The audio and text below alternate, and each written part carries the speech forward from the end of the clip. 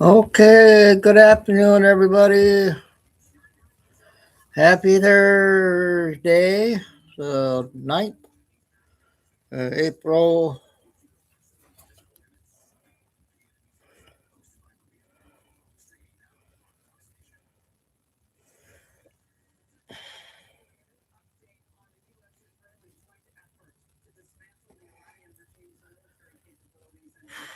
Just got done eating lunch.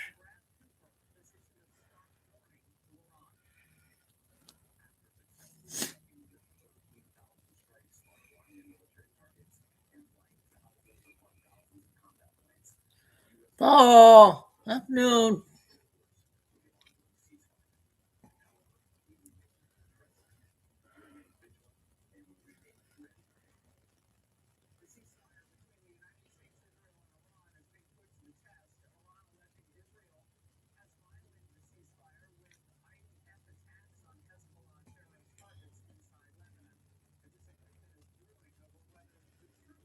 Yeah, I just made up 3 little-sized mini pizzas in the oven and came out good. First time I made them.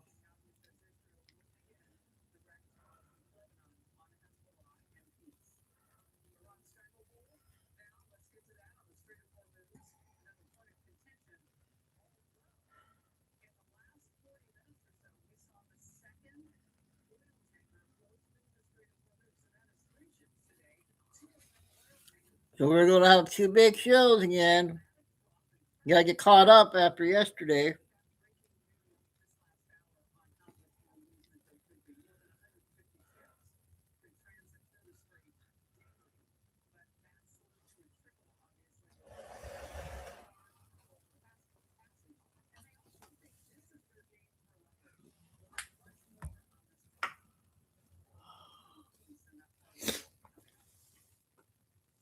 Uh,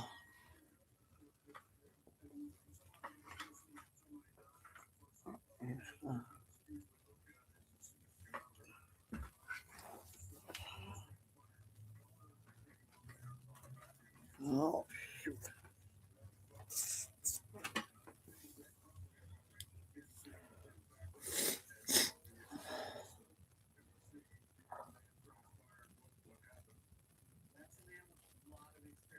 Okay, thanks, Michael. Yeah, I got the maintenance guy to help me with the vacuum.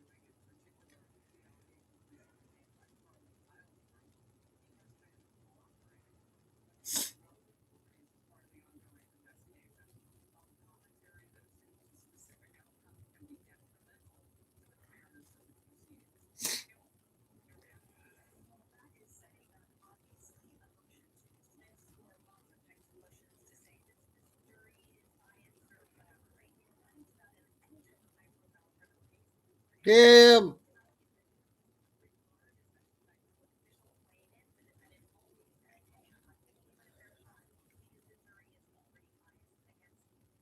Ugh. All right. Well, we got to get a lot of intel out today.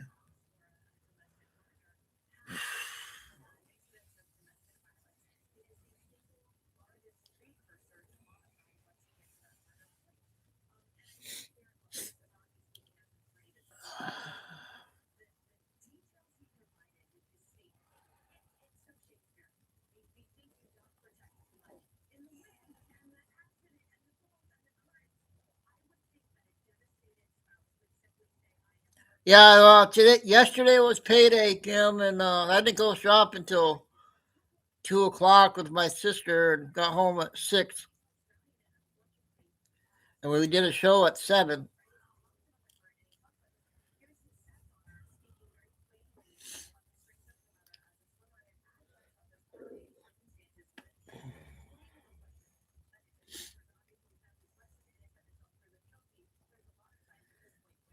So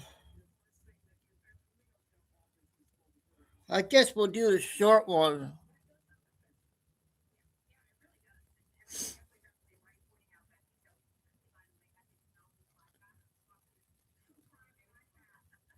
Oh wow, you got all your money back? Okay.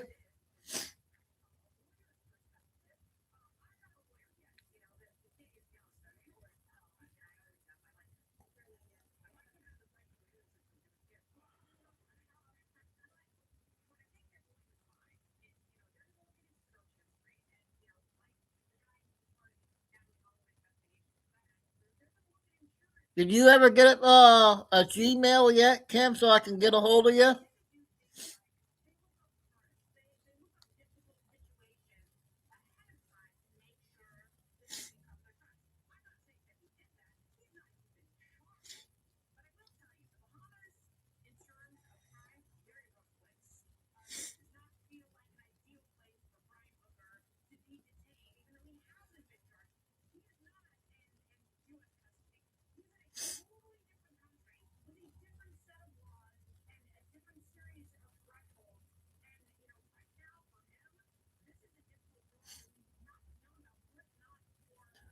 Do you have a Gmail? Can try to send it again. I must have lost it.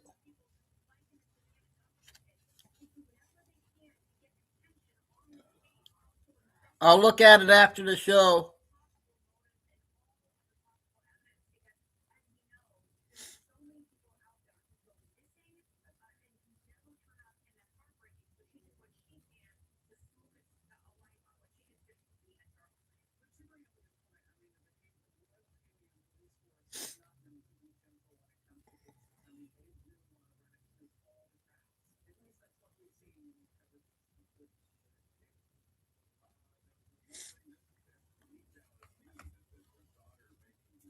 All right, we're gonna play that one guy with the glasses, the news guy on TikTok, because we missed his videos. So I think we got 3 of those we gotta play, and we gotta catch up on Benny. Oh, Chico, you better not start.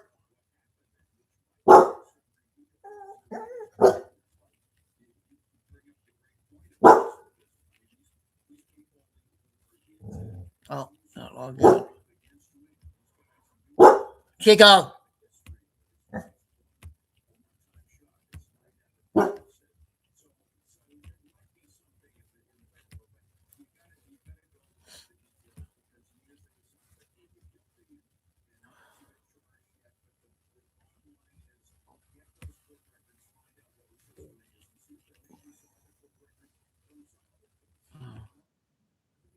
I'll get early after.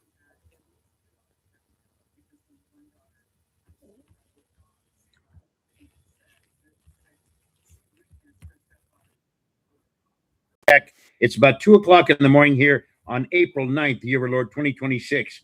I want to introduce you to somebody, and she's trying very hard. She's very smart, but I want to, if I'm Yeah, we'll if I'm couple allowed, I'd like to behind with critique a them. little bit. Bless her heart. This is Carolyn Boroshenko. She's started an organization called the Center for Left Wing Studies. Carolyn Boroshenko. Okay. She posted a thing on TikTok, and she's trying very hard. She has a group of people that went into several cities during the No Kings to gather data. Did a great job. And then she breaks it down into Democrats, liberals, progressives, socialists, anti-American revolutionaries. Very good job. However, Carolyn means well, bless her heart, and I understand that. 5 years ago, she actually started studying this. I started studying this political warfare that we're seeing being waged on this country 15 years ago. 5 years ago, when she started her studying, I wrote this book. I published it in 2020, okay? The United States Socialist Republic, the liberal Marxist machine, and the men, method, and means to fundamentally transform this country. I'm educated in Marxist political warfare. I name names of the deep state that's actually running these rallies. It's a longer story. I'll explain. But Carolyn, bless your heart. I tried to reach out to you and you shut me down. Maybe I was too rough, and I apologize. You're kind of on the same side, but I want folks to understand if they.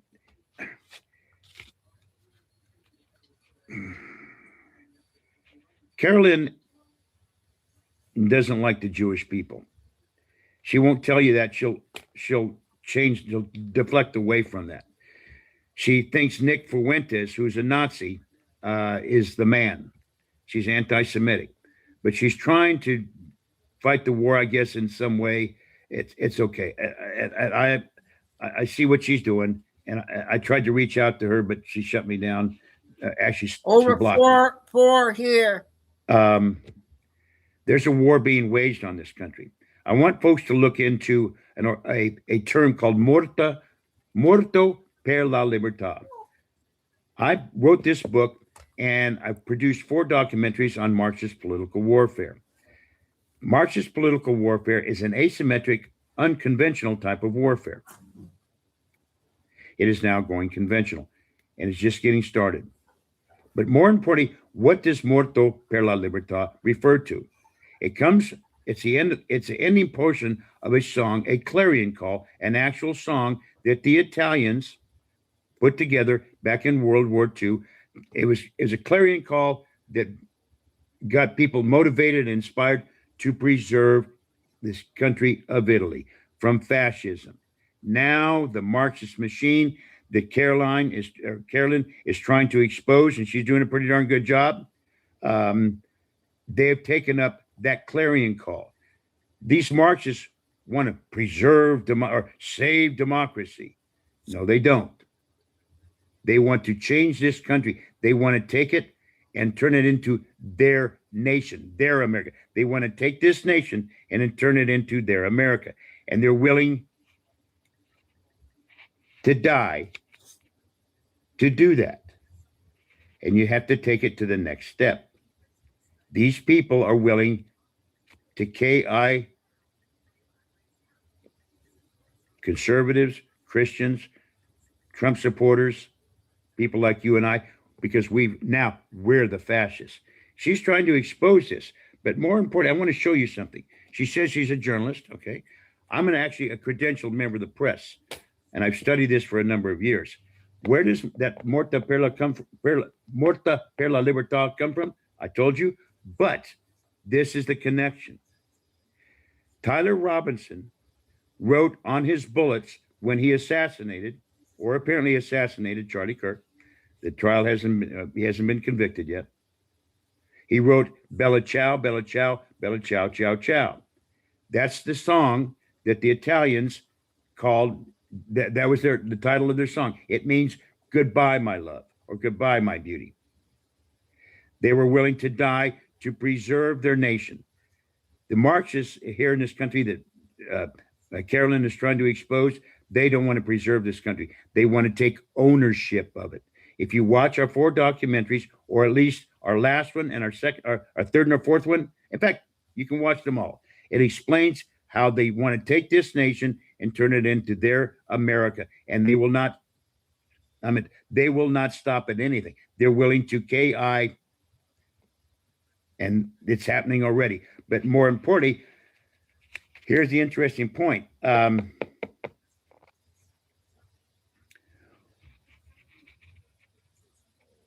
Even though Caroline is trying as hard as she can, she's gathering data. She's kind of skimming over the surface, and that's okay. Bless her heart. She's trying, but we have to take this at the right context. Being an anti-Semite, that throws a whole kibosh on the thing, and she'll deflect away from it. But what I want folks to understand is that these Marxists are led by the former politicians of the deep state. These are thousands and thousands of people that are actually, because it was Dr. Drew who asked her, she was interviewed by Dr. Drew. And he asked her, there's got to be leaders. And she says, no, this is all a scatter. There's no real leaders. Yes, there is. Right now, there are over 2 million nonprofit organizations in this country. Her organization is also a nonprofit, but that's another story. She's allowed to do that. What I'm talking about is half of those 2 million nonprofits are ultra Marxist organizations that control over $2 trillion in cash and assets. And they control over 7, maybe 8 million people that they get to these rallies. And many of those people are part of the unions. Carolyn talks about this.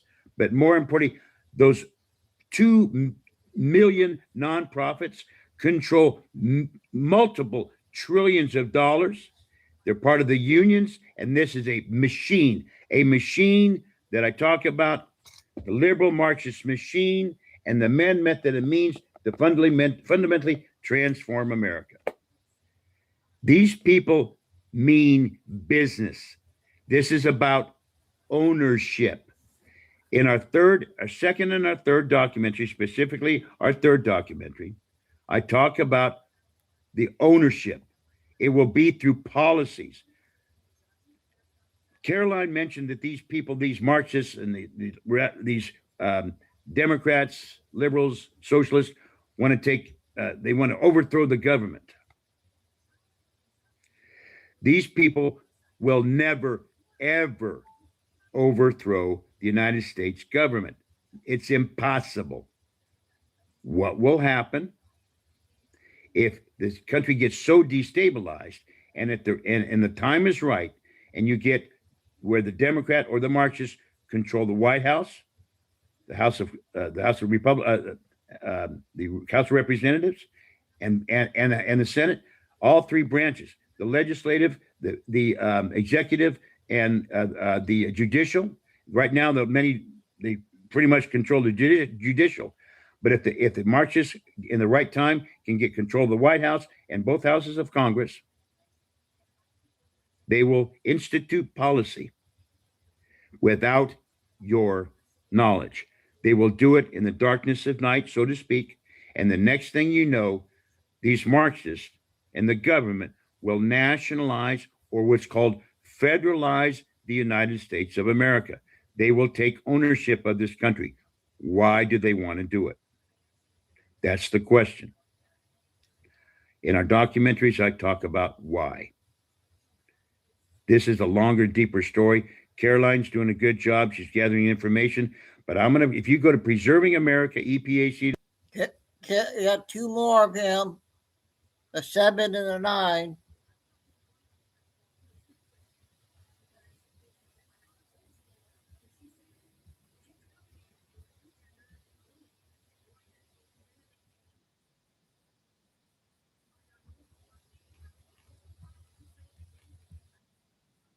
For Lord 2026. It's about, say, 7 o'clock here at 7 p.m. in California. And just a few hours ago, after the ceasefire was put in place, Israel decided to attack Lebanon. Lebanon harbors Hezbollah, the Houthis, Hamas, etc. Here's the interesting point. Iran is saying, for the most part, that Israel violated the ceasefire. Lebanon has nothing to do with the attack by the United States or the I guess what you might say the process that the United States is. I guess what would be the proper word? The epic fury that the United States is waging on Iran. Iran is going to make all kinds of excuses. Here's the thing: the brilliant part about President Trump, he's going to let them play out. Let them just keep saying back and forth, back and forth, back and they stop, then they go, then they stop, then they go. These people, the Iranian IRGC, and the people that are the, I guess what you might say, make up the Iranian regime leadership, stone cold liars. Part of their Quran, etc., part of their, I guess what you might say, way their culture is if it benefits the Islamic movement and the IRGC, it's okay to lie. That is a culture that has no way, in any way, shape, or form, a thought process that is similar to us here in America or to the West. They don't give a darn about telling the truth. They don't care about lives. They kill their own countrymen. They kill people who protest against their regime. Thousands and thousands of people have died and have been murdered at the hands of the Iranian IRGC. It was time. Nobody seemed to be paying attention except Donald Trump to the threats that they were making to the people of Iran that they were killing. Their own people. So having said that, we're going to watch this play out. And here's the interesting part. I have people on my team at EPAC, former DOD, former CIA, investigators, attorneys, a judge. We brief each other each week. Donald Trump wants to basically let this calm down a little bit and see what can happen. And he doesn't want to just blow the place into a pile of dirt. He doesn't want to just turn it into the Stone Age. He will if he has to. But if they want to come to the table, let's talk. Come on. And here's the interesting point. When they keep violating their own, I guess what you might say, terms, they have to open up the Straits of Hormuz for everybody on the world. They become the world's enemy, the number one enemy of everyone on the world. This is a ploy to get the I guess, Iran on the global stage to be looked at as, come on, Iran, Jesus Christ, you got it. Come on. You're not helping the rest of us here on planet Earth. Just concede. Things will get better. Let the people of Iran form their own democratic republic, and you guys can just go home and live in peace. Everything on the world stage, Iran is going to be looked at as the enemy. Guarantee you. This is how this is playing out. We're avoiding hurting and killing a bunch of innocent people. That's what we want to do.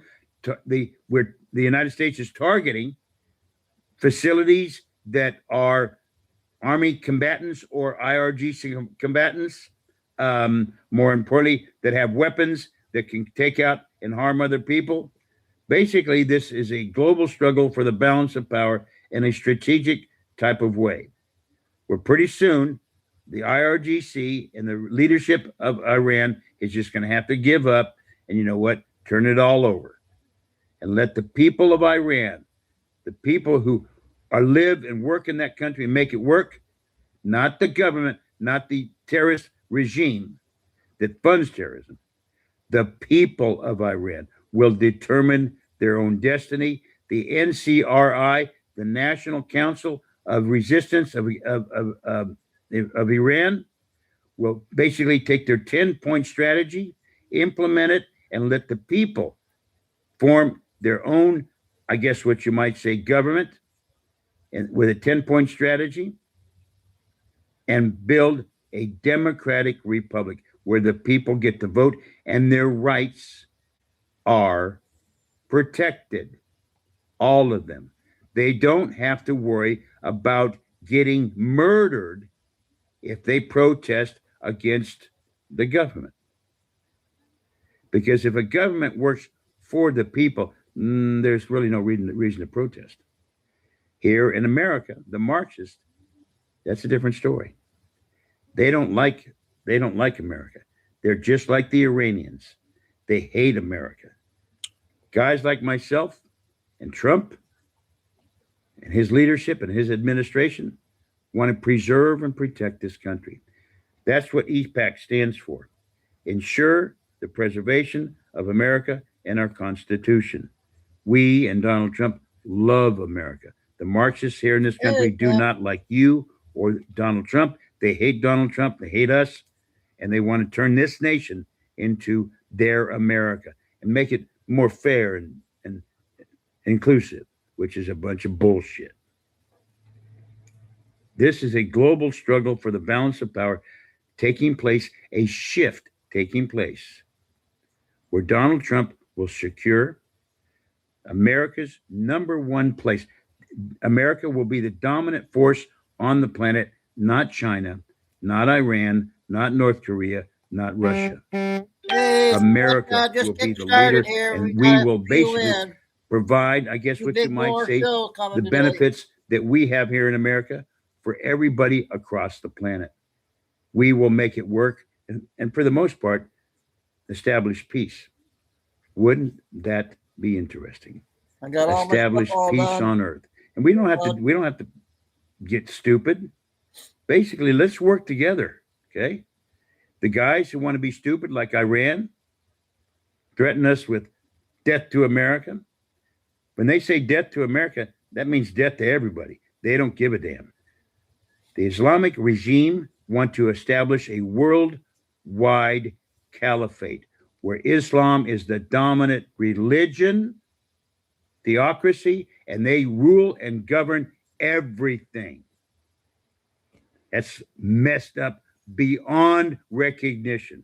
God bless. Imagine Donald Trump by the last few days of his final or his second term actually established peace on earth. Wouldn't that be interesting? Sometimes it takes a little bit of pushing and a little bit of swatting to do that. You get to basically, you need to calm down. Don't threaten us. Let's work together. Peace on earth. That's what Donald Trump wants. Sometimes it takes a little bit of spanking. Iran's getting spanked right now. God bless. And check and for the. Okay, we had two good ones there from him. I think we're caught up with him now. I think we got a little behind with him. So we got the first video from our TikTok lady. Gonna do short ones for a bit.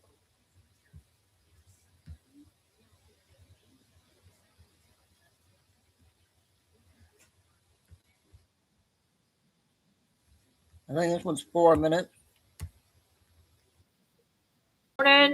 We all knew that Iran was not going to do what they were going to do. It is in their genes. They are psychotic. I'm sorry, not Iran. The Islamic radical religion is psychotic and hell-bent on taking out Americans.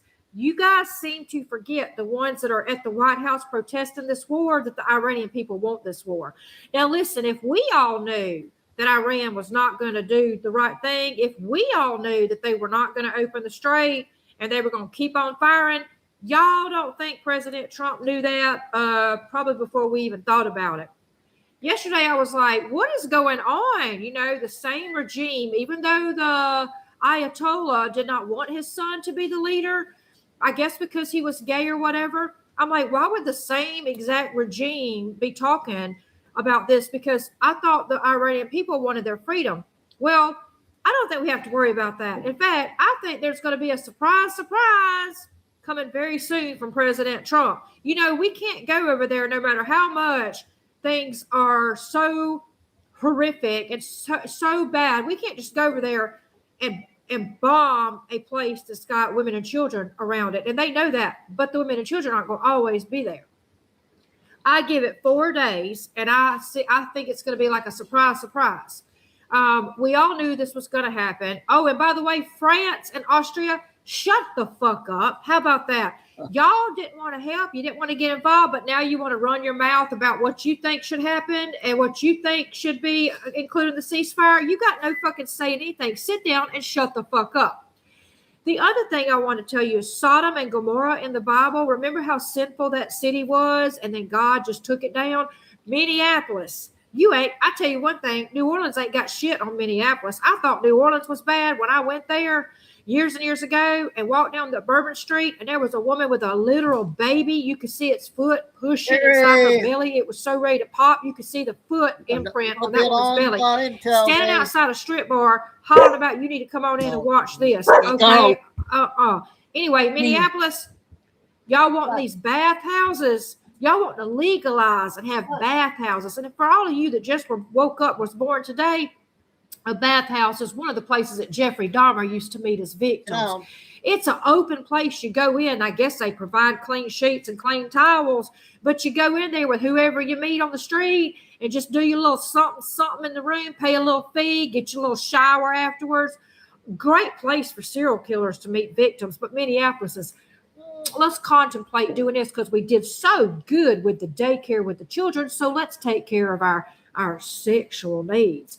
So Minneapolis, I'm going to tell you something. Y'all are hell bent. You couldn't pay me to live in that damn city. You understand? Guys, all I can say is vote red. They're now trying to act like Trump is crazy because of his tweet. They're trying to get him kicked out of office, on basis of saying that he's done lost his mind. So what does the Democrats want to happen? Do they want Iran to get a nuclear bomb and bomb the shit out of us and we all fucking not be here? The nuclear bomb they're working on could reach New York City. What is it that you guys want? You want Trump out of office. You want illegals here. Ask the family of the lady who was beaten in the head with a hammer and beat to death in front of a gas station just a few days ago. Ask the girl who had her throat slit. Ask the girl who had her head bashed in by rocks. All these crazy mofos run around here in America unalive, I don't think we've got but 3 million out. I think is there 40 million here or 35 million here? At this rate, we're not going to get them all out. And you guys keep protesting and trying to stop this, all because you want power. How demonic is that, you motherfucker? Good morning, everybody. Okay, the first one from her today. Next 6 ones are the TikTok lady. Then we'll get the next 3 after that. We'll do mini videos. We got a Billy Bean still to come.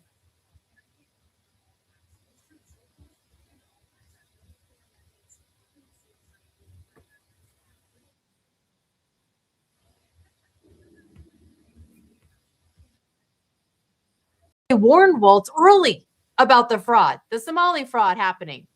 And instead of fixing it, he retaliated. The group wrote on X, quote, Tim Waltz is 100% responsible for massive fraud in Minnesota. We let Tim Waltz know of fraud early on, hoping for a partnership in stopping fraud. But no, we got the opposite response. Tim Waltz systematically retaliated against whistleblowers using monitoring, threats, repression, and did his best to discredit fraud reports. Instead of partnership, we got the full weight of retaliation by Tim Waltz, certain DFL members, and an indifferent mainstream media. Well, the group also claims they wrote to Kamala Harris and the DNC several times, warning about Tim Waltz's incompetence, fraud, scandals, and retaliation efforts. But surprise, surprise, they heard nothing back. Even the New York Times now can't ignore this. They reported that one homelessness program ballooned from 2.6 million in 2021 to 104 million in 2024. That's not inflation. That's robbery with spreadsheets. And let's not forget, a majority of this fraud is coming from the Somalis in Minnesota. But Tim Waltz argues they're essential to the Minnesota community. As far as demonizing our Somali community, maybe he could help us on some things. Demonizing an entire community, folks who are in the professions, educators, artists, doctors, lawyers, entrepreneurs, they bring the diversity and the energy to a place like Minnesota. And for him to just randomly decide to do this, it makes no sense. Do your job. Get the criminals out. secure our border, but do it with dignity and respect to the American tradition of respecting immigrants and refugees as a beacon of hope. Translation, they're the Democrat voting base, and he needs them now that he's seeking re-election for a third term. This will be an interesting campaign season to watch. And notice how this golden rule, don't judge an entire group by the actions of a few, comes with a very selective return policy. It applies to everyone except white Americans. I mean, that's the modern left's moral math, right? Collective innocence for some, collective guilt for others. Jasmine Crockett proving that point, our unofficial ambassador of thoughtful policy. She says it's white Americans who should be kicked out of the country, not illegals. Let's talk about the white supremacists and how many of them need to be kicked out of this country, because I want to put a video in, guys. I got to go outside for a minute.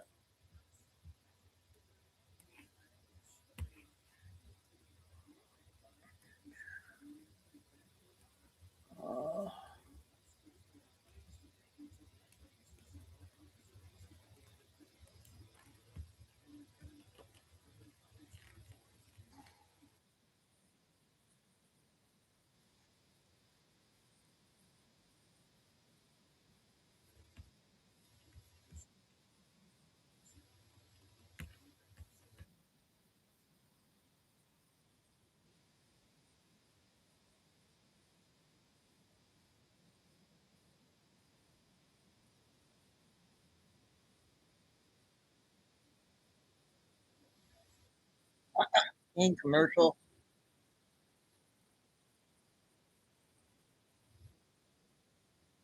Dang it. Hold on, you guys.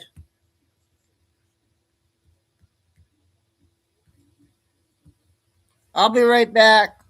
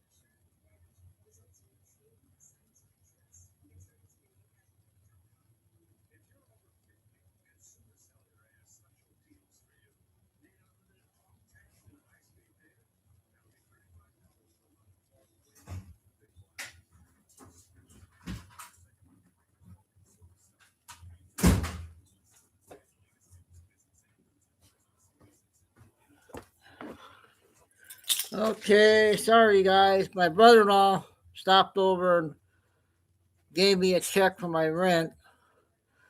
We're going to get Billy Bean in. For thanks for waiting. So we'll get back on to the big videos. Or thanks for waiting.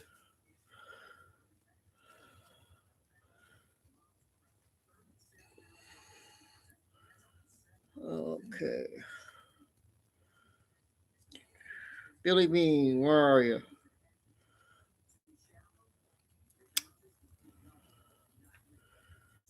We're going to have a big show, you guys. Hang on.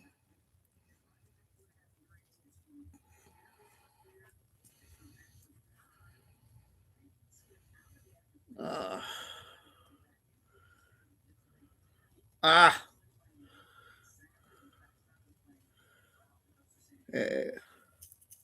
The first one with Billy Bean here.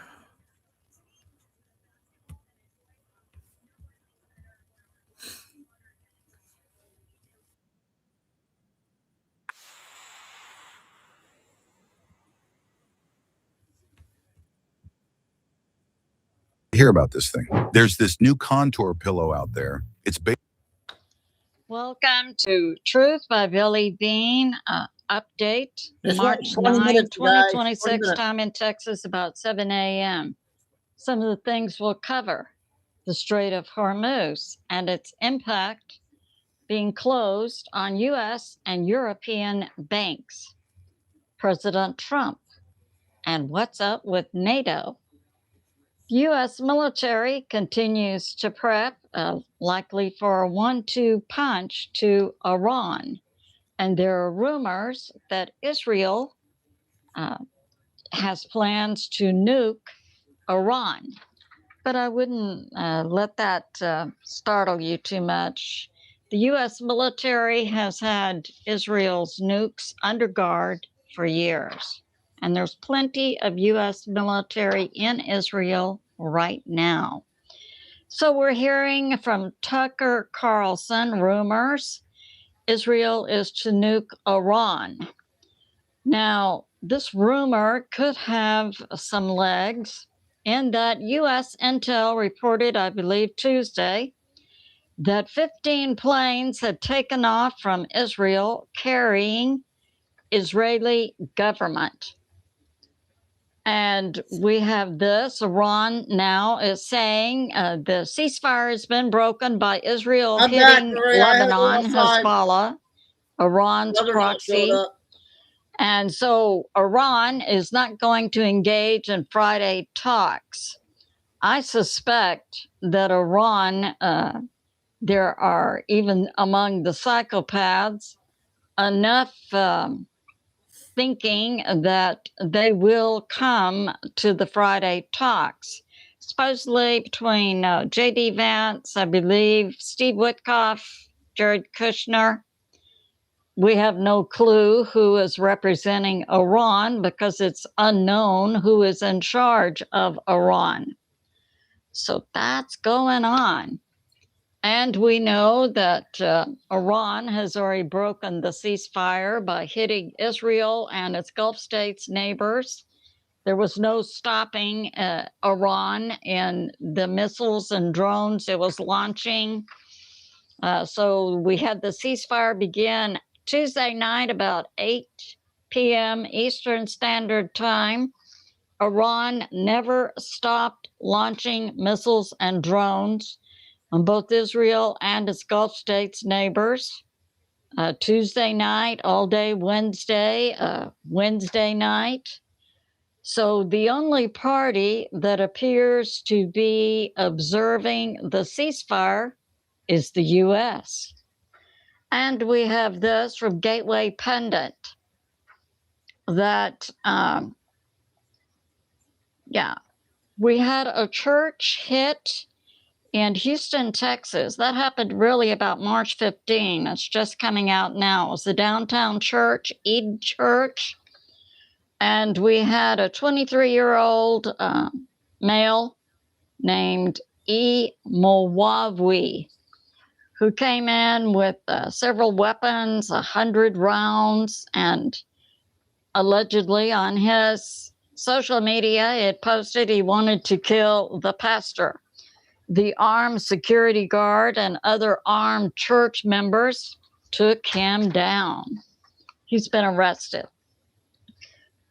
We have this from New York Prepper that, Iran has not recognized nor engaged in a ceasefire, and that the U.S. military has taken down Iran's missiles and drone supply and their manufacturing. But we continue to hear that Russia and China are resupplying via the Caspian Sea and also Pakistan. And we have this from U.S. Intel. So this is Thursday. Last night, Wednesday night, no ceasefire. Iran hit Kuwait with 28 drones. And there's no recognition of the ceasefire. There's no reopening of the Strait of Hormuz. Israel also continued to hit Iran's Hezbollah proxy in Lebanon. Iran also hit the UAE, Kuwait, Bahrain, Qatar, Saudi Arabia yesterday. So clearly, Iran is not observing the ceasefire. And we have that Iran reports that an Iranian refinery was hit on the island of Lavon by, I believe that was the UAE. And all night, the U.S. military, So I've been putting out that during this ceasefire, which began Tuesday night, 8 p.m. Eastern Standard Time, that the U.S. continued to prep. They moved Wednesday additional Marines from San Diego to the Middle East. And we have new information from U.S. Intel that all night, Tuesday and Wednesday and continuing, the U.S. has sent plane after plane after plane from CONUS, the continental U.S., to Europe. What's that? It's compounded hogwash. Bet those weight loss meds ain't FDA approved. Smells like snake oil to me. So that's going on. So we see the U.S.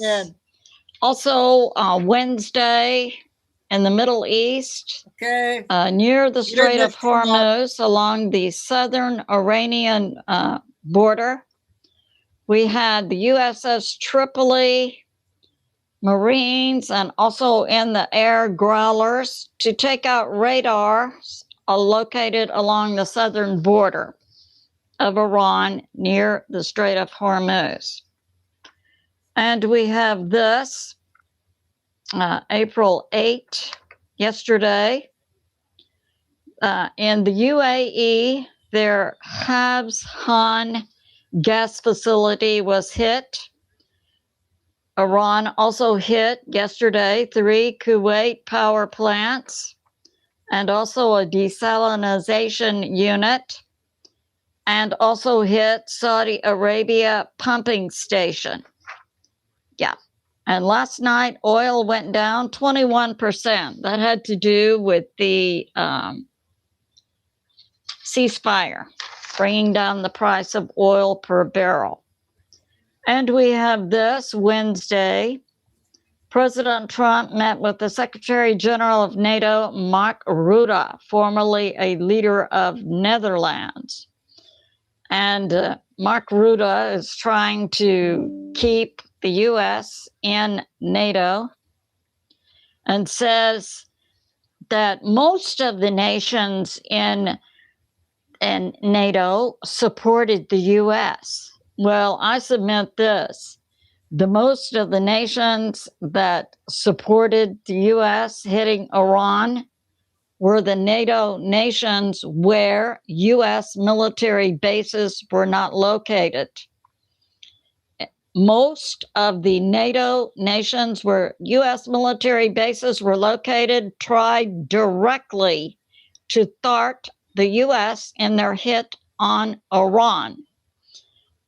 And now we have a Christian prophet supporting also the U.S. hit on Iran. And we saw the UK, Spain, Italy, France saying to the U.S., you can't use the U.S. bases that are located here to launch planes to hit Iran, which resulted in the U.S. military launching planes from the U.S. 18 times in 30-hour missions to hit Iran.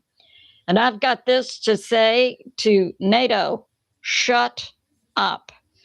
And I'm the average American citizen, and the average American citizen believes that the U.S. needs to get out of all international organizations. The UN, the WHO, the NATO, IMF, and so forth. And we have this. Yeah, Mark Ruda. Well, most of the NATO nations supported America. Yeah, that's the ones that didn't have U.S. military bases. And also, so Mark Ruda, he met with President Trump yesterday, Wednesday. They're supposed to have another meeting today, Wednesday. President Trump put out that he's going to begin pulling troops from Europe. He just doesn't know the starting point, but it's either going to be Spain or Germany. Germany also did not support the U.S. in our hit on Iran. And the primary reason to hit Iran is, as Iran itself, during a talk with the U.S., admitted they had enough enriched uranium to produce up to 10 to 12 nuclear bombs. Iran. Why in the world would you admit that to the U.S. when you knew the U.S. has consistently said for decades that Iran cannot have a nuke? But that happened. And now we have this. What's up with shipping? Yeah, nothing's going through the Strait of Hormuz. And part of the agreement for the ceasefire by the U.S. was that Iran was to immediately and freely open the strait so ships can pass through. But as I said, the U.S. military, beginning Tuesday night, had plane after plane after plane going to Europe to set up and then take those troops and equipment to the Middle East. So the U.S. is using this ceasefire time to prep.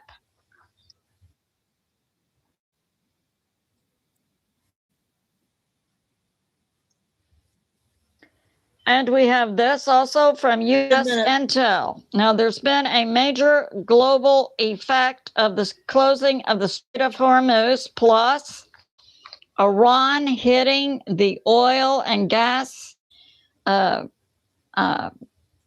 facilities in its Gulf states neighbors, which has dramatically dropped the income for the Gulf states neighbors that goes to both U.S. and European banks. Now, yesterday, the Federal Reserve at 1 o'clock p.m. Eastern Standard Time called for an emergency meeting at 2 p.m.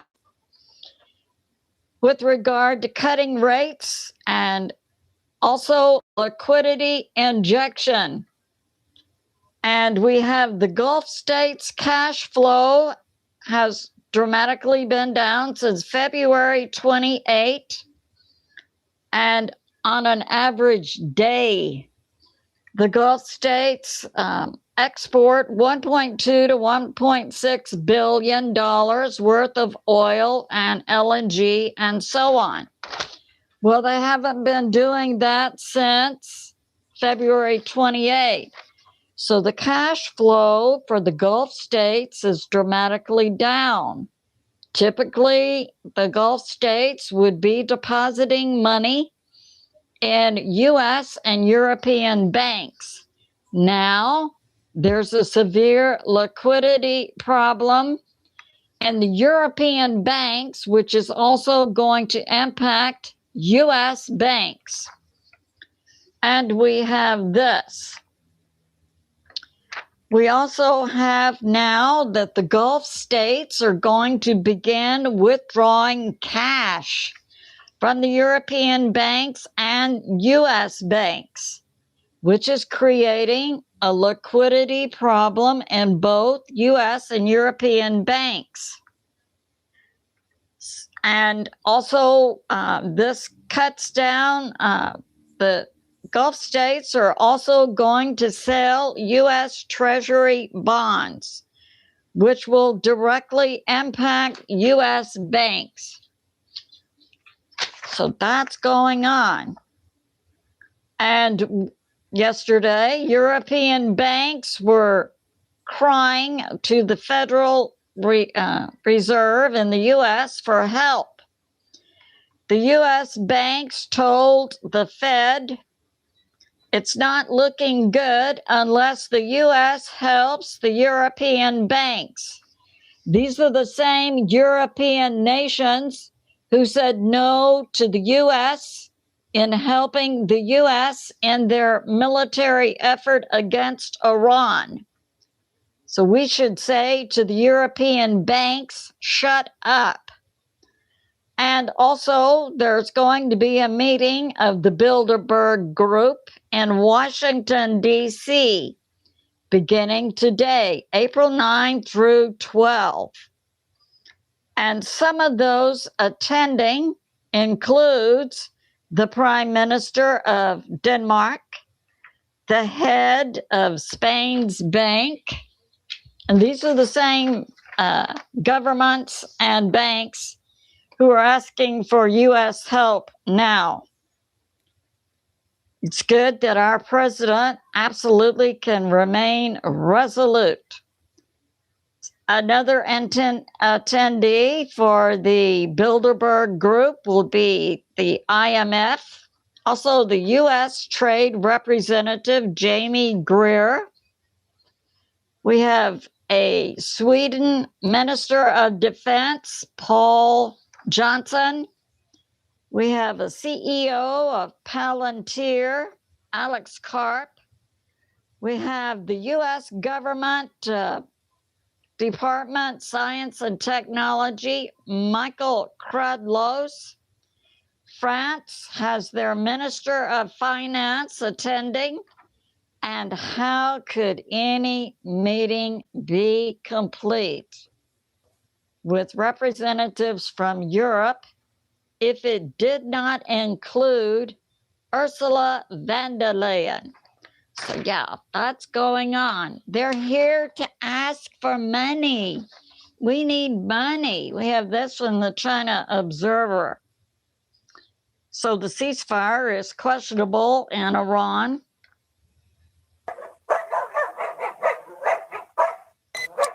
Ah. Oh my gosh. Dang it.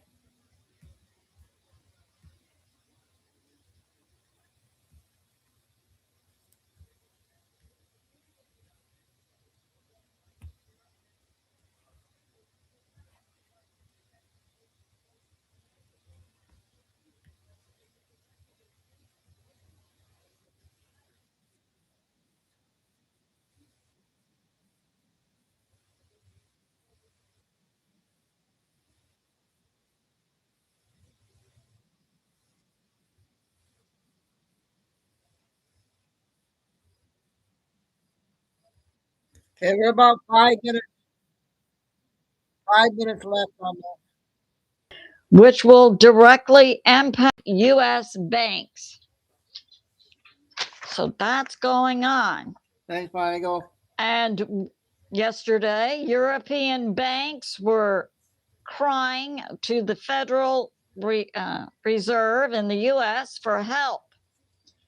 The U.S. banks told the Fed it's not looking good unless the U.S. helps the European banks.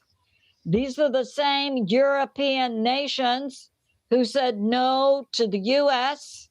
in helping the U.S. in their military effort against Iran. So we should say to the European banks, shut up. Okay. And also, there's going to be a meeting of the Bilderberg Group in Washington, D.C., beginning today, April 9 through 12.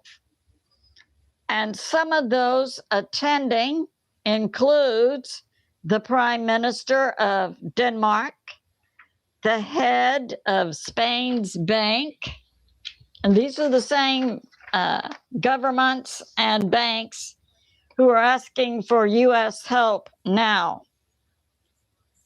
It's good that our president absolutely can remain resolute. Another attendee for the Bilderberg Group will be the IMF, also the U.S. Trade Representative Jamie Greer. We have a Sweden Minister of Defense, Paul Johnson. We have a CEO of Palantir, Alex Karp. We have the U.S. government Department, Science and Technology, Michael Kradlos. France has their Minister of Finance attending. And how could any meeting be complete with representatives from Europe if it did not include Ursula von der Leyen? So yeah, that's going on. They're here to ask for money. We need money. We have this from the China Observer. So the ceasefire is questionable in Iran. When the workload demands strength and durability, Silverado has your back. Lease a 2026 Silverado LT for $189 a month. Plus, Costco executive members can get a $12.50 members-only incentive. Chevy Detroit. Together, let's drive.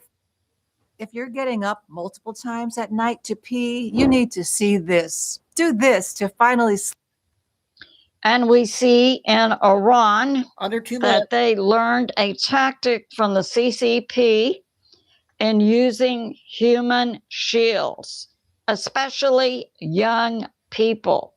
Come out and be a martyr for Iran.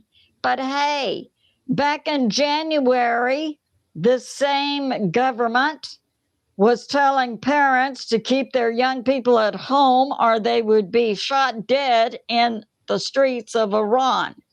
You don't get it both ways. But it's coming out that China began using human shields all the way back to 1947, 1948, especially when the CCP fought the KMT. They used human shields. And China, it appears, is the #1 supplier now to Iran of intel, also chemicals to make missile fuel, and so forth. And Russia also is supplying Iran, as is Pakistan. Those Chinese supplies go through Pakistan. Don't tell me that the government of Pakistan doesn't know that China is resupplying Iran to fight against the U.S. And those supplies are coming through Pakistan. Yeah. So we have a Christian prophet many are familiar with, Dutch Sheets, who's saying he agrees 100% with the U.S. hitting Iran, that Iran could not be allowed to get a nuke, that it would, nuke the U.S. and Israel. And we see Iran also now blackmailing the world through its closure of the Strait of Hormuz. And Dutch Sheets says, and I agree 100%, the only way to deal with Hitlers is to destroy them. So way to go, Dutch Sheets, prophet of God. So it's good to be in prayer for America, President Trump, U.S. military, and world peace. I love you, and I'll see you soon. Okay, that's the first big video there today. I had to go out and get a check from my brother-in-law. I would have had to wait a couple minutes, okay? Got the vacuum hooked up, got everything put away from yesterday. So, yep, we got a lot of stuff to cover. And Trump's supposed to make a speech today. Anybody know about that speech? So the next two, we're going to play Benny. We got to catch up on Benny.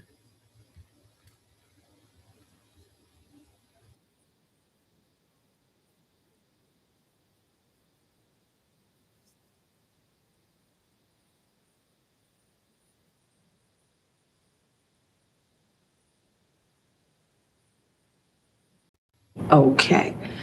Whose dumb idea was this?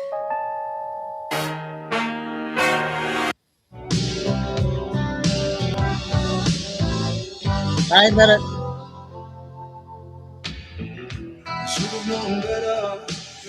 What's up, guys? Benny. Here's the thing I can't stand in all That of was not very politics is long. I the hope that was repulsive all right. transactional nature of it. This is Marjorie Taylor Greene.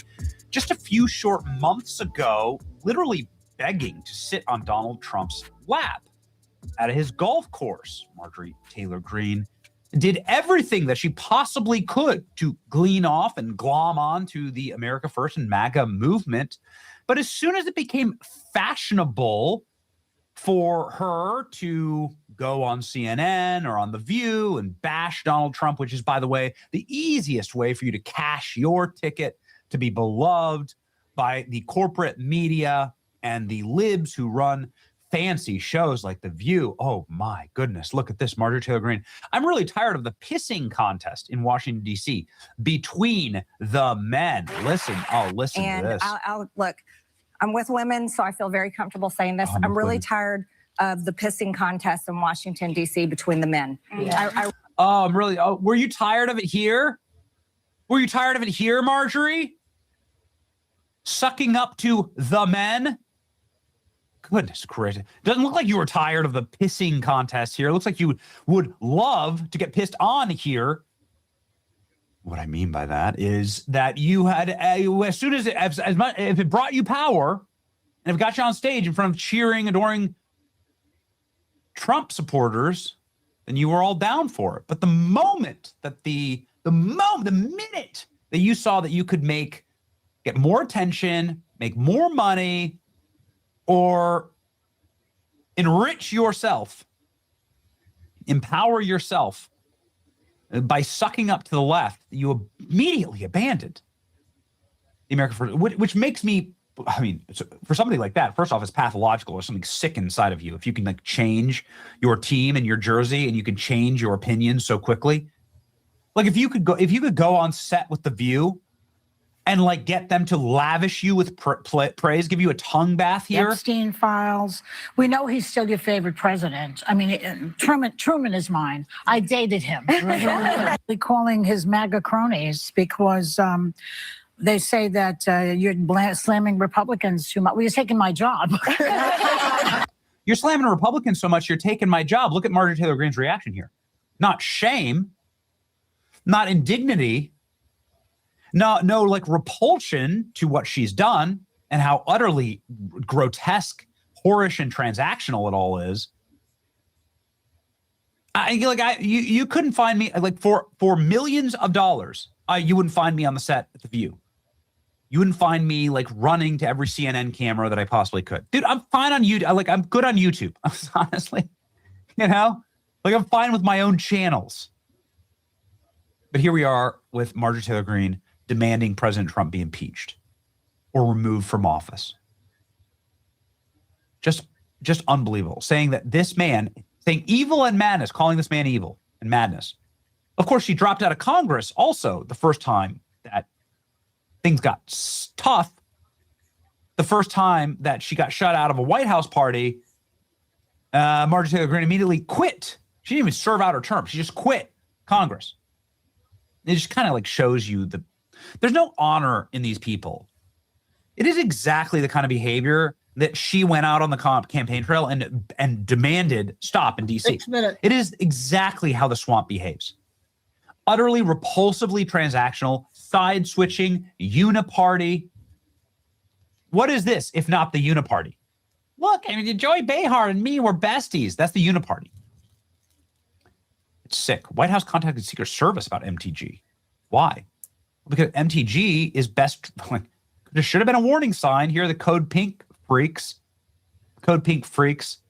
went and attacked President Trump while he was out to dinner, stopped him from being able to have dinner because they were screaming at him. Many say that it was Marjorie Taylor Greene who tipped them off as to where Trump would be. And of course, this would be a major violation of presidential security.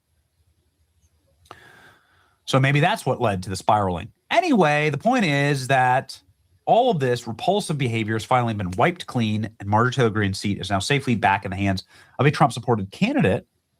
This shouldn't be seen as some type of a massive election victory because this was a safe Republican seat.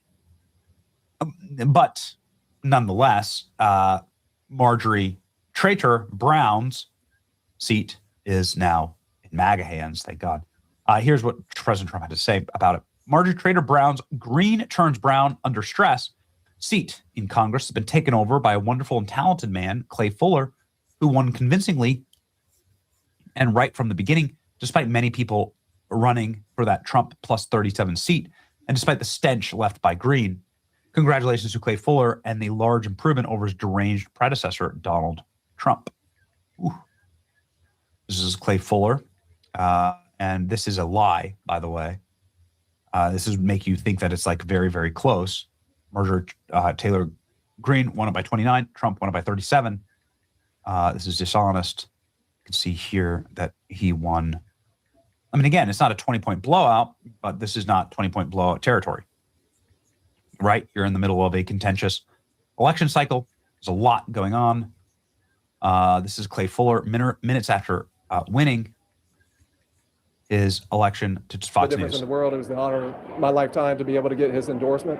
And as you can see with what the voters have done in this race, what he was deciding and who he was picking was going to make all the difference in the world. So he was the key factor in us winning. Okay. Thanking President Trump, thanking Trump for his endorsement. I'll give him a follow there. The results tonight are clear. Northwest Georgia stands with MAGA and demands a fighter on Capitol Hill defending the America First agenda. That sounds a little more like it. All right, there you go. Trump just devastates Marjorie Taylor Greene on the way out. Again, she quit. She quit. And she's sitting there begging for the seat to flip blue, by the way. In case you're wondering who these people are. Who are these people? In the historic, legendary crash out, the podcaster crash outs of the last couple of weeks, did your favorite podcaster, YouTuber, or influencer tell you to vote Democrat? Say the words MAGA is dead? Root against America? Did they root in favor of the Iranian regime? Did they want America? Did they want Donald Trump to be impeached? Did they want Donald Trump to be removed from office? If they did those things, they shouldn't be your favorite influencer. You should unfollow those people. I've never said this before, but you really should. They're the enemy. They are wolves in sheep's clothing. They are here to try and destroy and distort and harm you. You should be against it. Now she's saying that it's in danger of flipping blue. The results speak for themselves. No, it was a 20-point blowout in a bad year for Republicans. And it will be a bad year for Republicans, most likely. That's just the way that it often goes. So we'll see what happens. Trump could pull a rabbit out of the hat, despite the stench left by Green. Ladies and gentlemen, stay true to your principles. Don't lie to people. Don't be a coward and run away when the fight gets tough. And most importantly, don't suck up to as much power as you possibly can and then in a minute turn on them as soon as it becomes more profitable, it just makes you a trader. And that's why the T stands for trader. And MTG, very sad crash out. It's your boy Benny. Okay, Benny number 1 show here, the second one.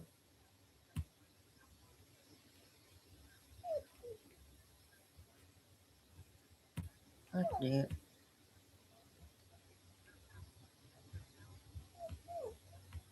Stop whining, Chico.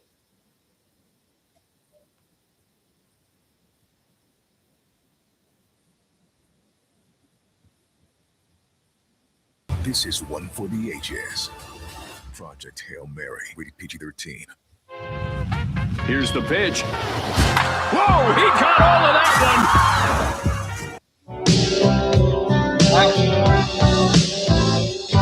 one. We just did that one.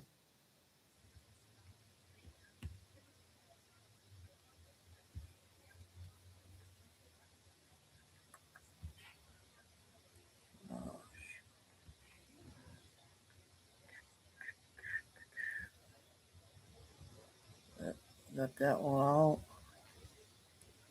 Well, this one here, I think the one that Flying Eagle was telling me about. Is this the one? Flying Eagle on this one? Greatest ally? Yeah. Keen on this one, you guys. Honestly, it's about time to hear this story reported. Much has been made about Israel and their effects on President Trump and how we got into the war with Iran. But now it has been officially told from the inside by the New York Times to stenographers and stalkers of President Trump at the New York Times, directly from the White House, Bibi Netanyahu's lies to the president that were called bullshit by his own cabinet, that were called farcical by the CIA. And nonetheless, the Israeli government went to the White House and lied to Trump again and again. Trump decided to act on Iran anyway, and this story proves exactly why. You can agree or disagree, but it's the way that it happened, all the way down to the detail of where people were sitting in the room when Bibi Netanyahu gave his bullshit presentation. And I just want to start by saying, you know, if your buddy continually lied to you and it was to your detriment and got you into boondoggles that cost you a lot and had very little upside, you know, would they be your greatest ally? And this is something that we need to start asking questions about, like, what is the world order? You know, these are questions that are being asked of NATO. And what have you done for me lately? Is like El Salvador a better ally to the United States than England or France? You know, Spain wouldn't even let us fly over their country in order to deliver aid to Americans who were trapped behind enemy lines. Are they a great ally? No. And so in a world that's constantly changing, and right now changing dramatically and drastically, you need to be locked in with people who, at the very least, give you good information. And that's not what happened with Bibi Netanyahu, according to this New York Times article. Again, so detailed, in fact, that they talk about exactly where people sat in the room. So presumably, this is information that's being given directly from the White House to the New York Times in order to detail what happened. So what happened is that Bibi Netanyahu went to go brief President Trump and his cabinet at a highly classified presentation in the Situation Room about bombing Iran. Behind the screens was Mossad's intelligence chief, and they gave a giant presentation about how easy it would be in order to topple the regime in Iran, by the way. Susie Wiles, White House Chief of Staff, Secretary Marco Rubio was there.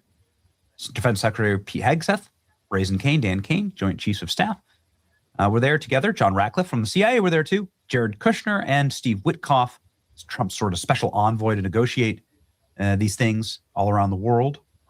Anyway, J.D. Vance was noticeably not there because he was in Azerbaijan. You wonder, honestly, at the time. The presentation that Netanyahu would give over the next hour would be pivotal in setting the United States and Israel on a path towards major armed conflict in the Middle East, one of the most volatile regions, and would lead to a series of discussions inside the White House the following days and weeks, detailing which had been details of which have not been previously reported, in which Mr. Trump weighed his options and the risks before going ahead and attacking Iran with Israel. This is the account of how Trump took the United States to war. And I guess it kind of starts with the lies of Benjamin Netanyahu. So here we go. In the Situation Room, Netanyahu made a hard sell, suggesting that Iran was ripe for regime change. We've heard this before, expressing the belief that the U.S.-Israel mission could finally bring an end to the Islamic Republic. At one point, the Israelis played for Mr. Trump a brief video that included a montage of new leaders that could take over the country if the hardline government fell, including those was Reza Pahlavi, or whatever, however the hell you pronounce it, this goofball who lives in Bethesda, Maryland. It's so stupid. That's how dumb. As soon as I was reading this, I was like, that's how stupid this all is. That's how dumb it all is. And it's like such a joke. Anyway, Mr. Netanyahu and his team outlined the conditions for a near certain victory. Of course, that's how it always plays on paper. Iran's ballistic missile program could be destroyed in a few weeks. The regime would be so weakened that it couldn't choke off the Strait of Hormuz, and the likelihood that Iran would land a blow against U.S. interests in the neighboring countries was minimal. Mossad's intelligence indicated that the street protests inside of Iran would begin, and the impetus for Israeli spy agency helping foment the riots and rebellion. Intense bombing campaign would foster the conditions for opposition to overthrow the regime. The Israelis also said the Iranian Kurd fighters could cross into the border, opening up a ground front for the regime's collapse. Netanyahu delivered the presentation in confident monotone, an important person in the room, directly to President Trump. Sounds good to me, said Trump. Then he sent the prime minister on his way. Prime minister, of course, was constantly at the White House, constantly demanding that Donald Trump go to war against Iran. And then what happened? Well, Trump went to his team and said, is this true? And they said, no. This entire presentation was a lie, or at least the majority of it. So here's what happened. This is a very, very interesting part of the article.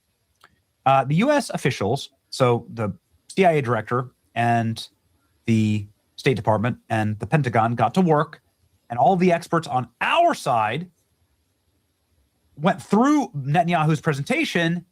And these are the people who know Iran, know every single one of their leaders, know all their capacities, knows every single underground tunnel. These are like the really, really intelligent people on Iran, and they got back. Here's the pen that erases scratches instantly. Look, no cut, no Photoshop. To the president, talking about what could actually happen and what won't happen.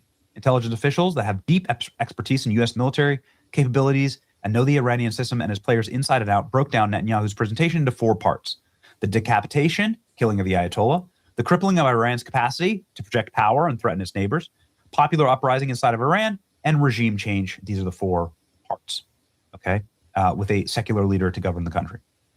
U.S. officials assessed that the first 2 objectives were achievable.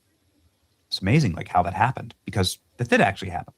They did kill the Ayatollah like day one, because they found an opportunity to do it, and they did end up really severely depleting Iran's capacity to project power. They really don't have a navy or an air force to speak of. They're kind of out of missiles. You can see that. That's like objectively true. So our intelligence was right. Get a load of this. They assessed that the 3rd and 4th parts, Netanyahu's pitch, which included the Kurds mounting a ground invasion and all the Iranian people rising up, that it was totally detached from reality. Mr. President joined the meeting. The CIA director briefed him on the assessment. He used one word to describe the prime minister's regime change scenario: farcical. At that point, Mr. Rubio cut in and said, in other words, it's bullshit, said Marco Rubio, hero of the moment here. Ratcliffe added that given the unpredictability of the events and the conflicts, things could change, things could happen. This should not be considered an achievable objective. And they were right, by the way.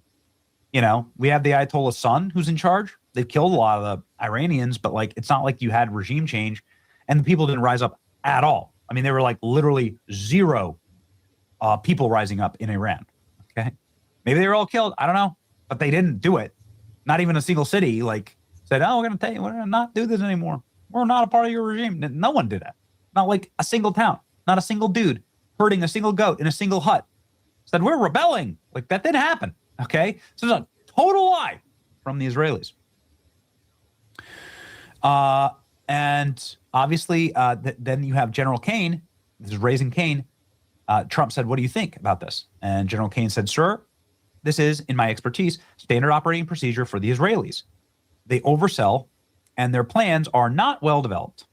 They know they need us, and that's why they're hard selling you." Okay.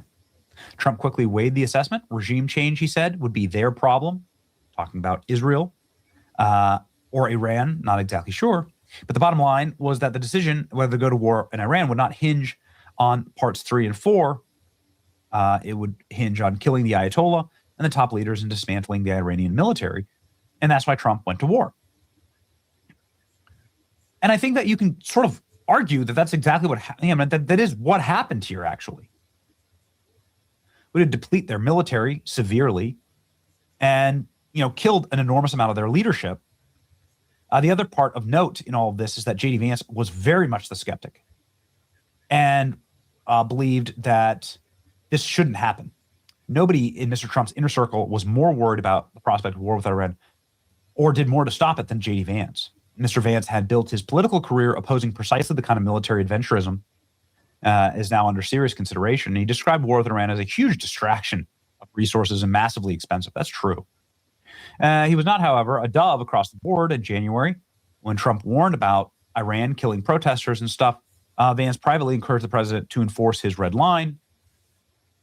But it was like limited punitive strikes like we did last summer. The vice president thought regime change war with Iran would be a disaster. And he was right. His presence was for no strikes at all. His preference was for no strikes at all.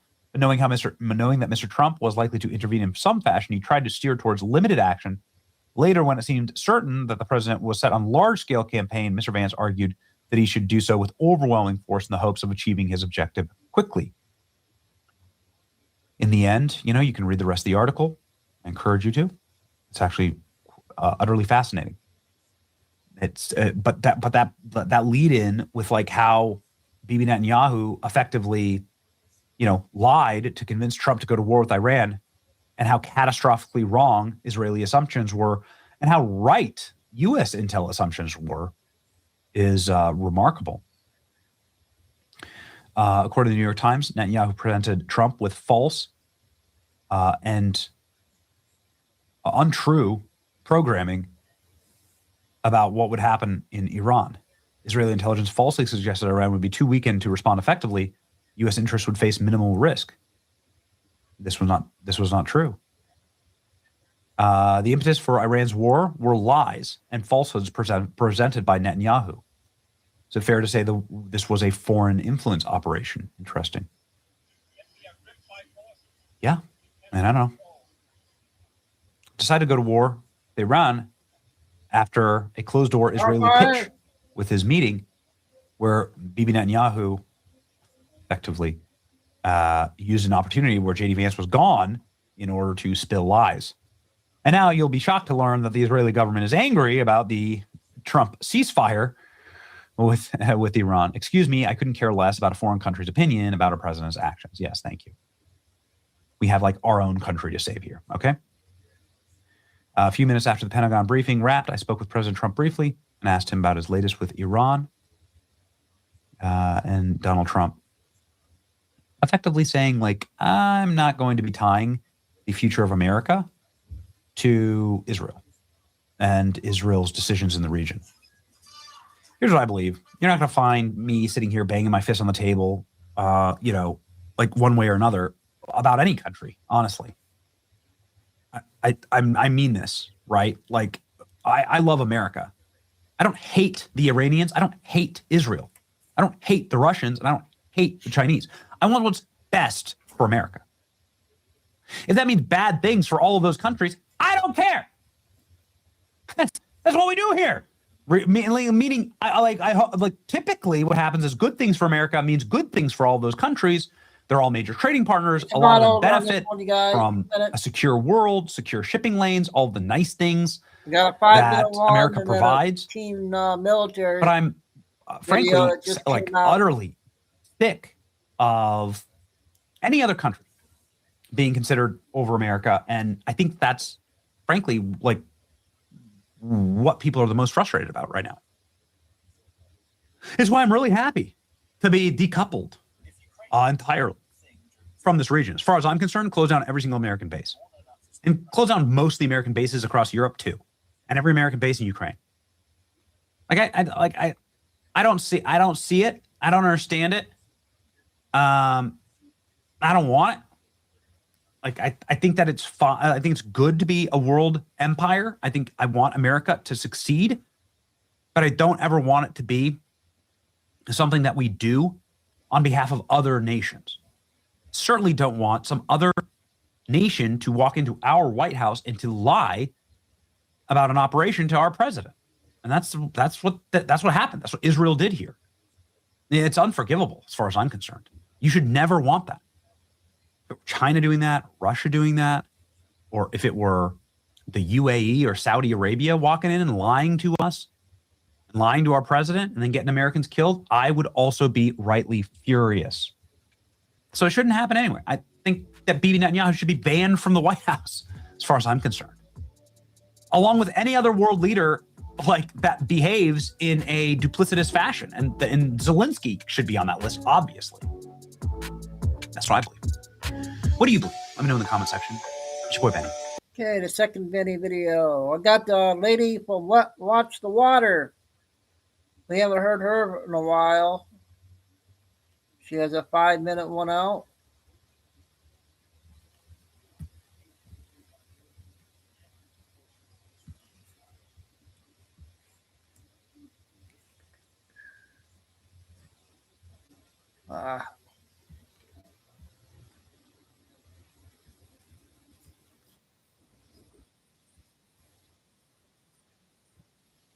Kind of tell you about my experience of what just happened.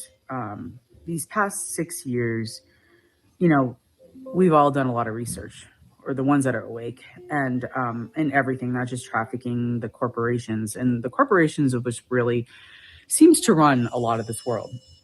And I am so sick and tired of having to lose a mom and pop store to another Costco or another this or another that, but they could get you inconvenience for having cheaper gas, but you got to buy a membership to go. It's like being part of a club or a cult, as I would put it. And you can't get in if you don't have this or you don't have that. What happened to just freedom? What happened? Like, you go to the farmer's market, there's no rules. You go and you buy what you see, what you get. Sometimes they wheel and deal that's from their own like farms. These people understand what we understand. And I just want to express, I don't know if you guys remember when I went to Trader Joe's a couple months ago, and I cornered the managers about their chicken and the mRNA and all that. I know that video went viral, but the manager denied everything, all four of them. And then they were trying to pass it over to COVID, and just all lies. You can tell, I don't know about you guys, but you can tell soulless people. I cannot stand lies. And I went to Sprouts this morning to get some milk, and they have like an organic local milk thing here. And I don't know. I didn't have my phone on me. I just ran in literally, and I just detoured over to the vegetables, and they were spraying the vegetables. And I asked the gentleman, "Is that water?" And he said, "Yes." And he goes, "Well, no, it's something right, RITE. I go, "That's a pesticide." And he just looks at me. I said, "Why don't they put signs up that say these are pesticides in the organic section?" I mean, I was on fire. I was yelling. I was angry. And he's like, "I understand." I said, "If you understand, then why do you work for this corporation? And yes, I'm buying shit from here, but I won't buy the vegetables ever again." Like, I knew Safeway did it because I talked to the girl and she told me all about it. But here we are again at Sprouts, and the guy's like, "Listen, I'm not going to lie to you.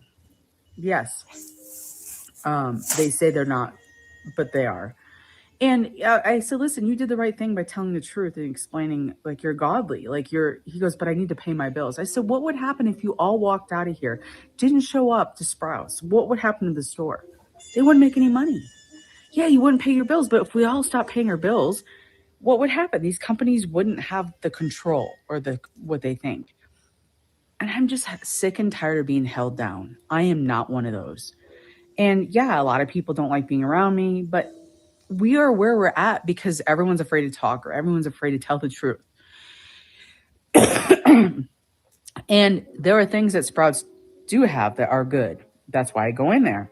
But I pick and choose. I read the labels. I know things now because of COVID waking me up.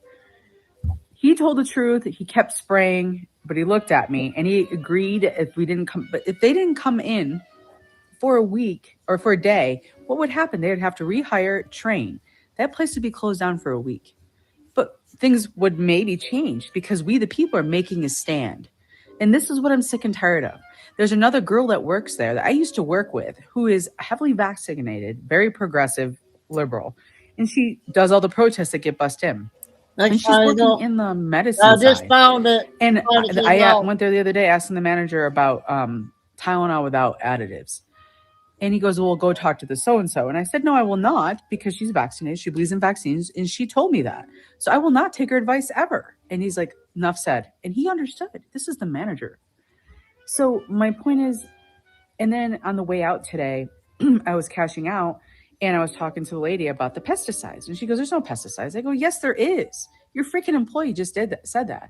She's like, he wouldn't do that. I said, no, because obviously you would lie for him. So yes, he did tell the truth. It is pesticides. She goes, no, we wouldn't do that to our customers. I said, explain to me then why your chicken is freaking in a plastic bag in the heat. That's microplastics. I go, your whole department knows. I've talked to them. And she just looked at me and she was so mad. And I wanted to say you're a soulless bee, but I didn't. And I'm just sick of it. I make a point and I was on fire. There are 4 ladies there that know what we know. One's from California named Cindy. And let me tell you what, she's an angel. And I told her on the way out what happened. And she goes, Heidi, you're 100% correct in what you're saying. She's like, I work here, yes, but I also am very aware. And she doesn't deny it. And that's what's great about her and the man that was doing it. But I think I taught the man a lesson because we talked about God and we talked about how these corporations are not godly. But they also have a tranny that's there. And he's a he into a she. He's not, no sex change, nothing. And it shouldn't freaking matter because God made you a boy for a reason. Where's the nail polish? But anyway, this girl that works there, Tracy, refuses to call him by the girl name. And she got written up. Sprouts.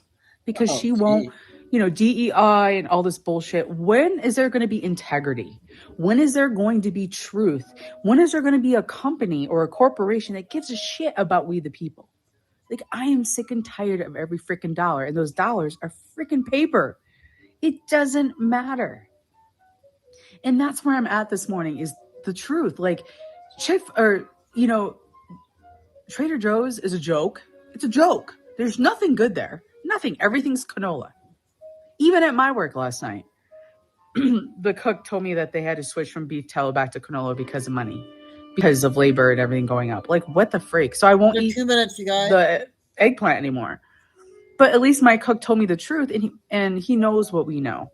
So I appreciate the truth. So there are good people. But this woman this morning that waited, like, on the way out, I'm like, I want to call her a soulless bitch. That's just me. Like, she had no soul.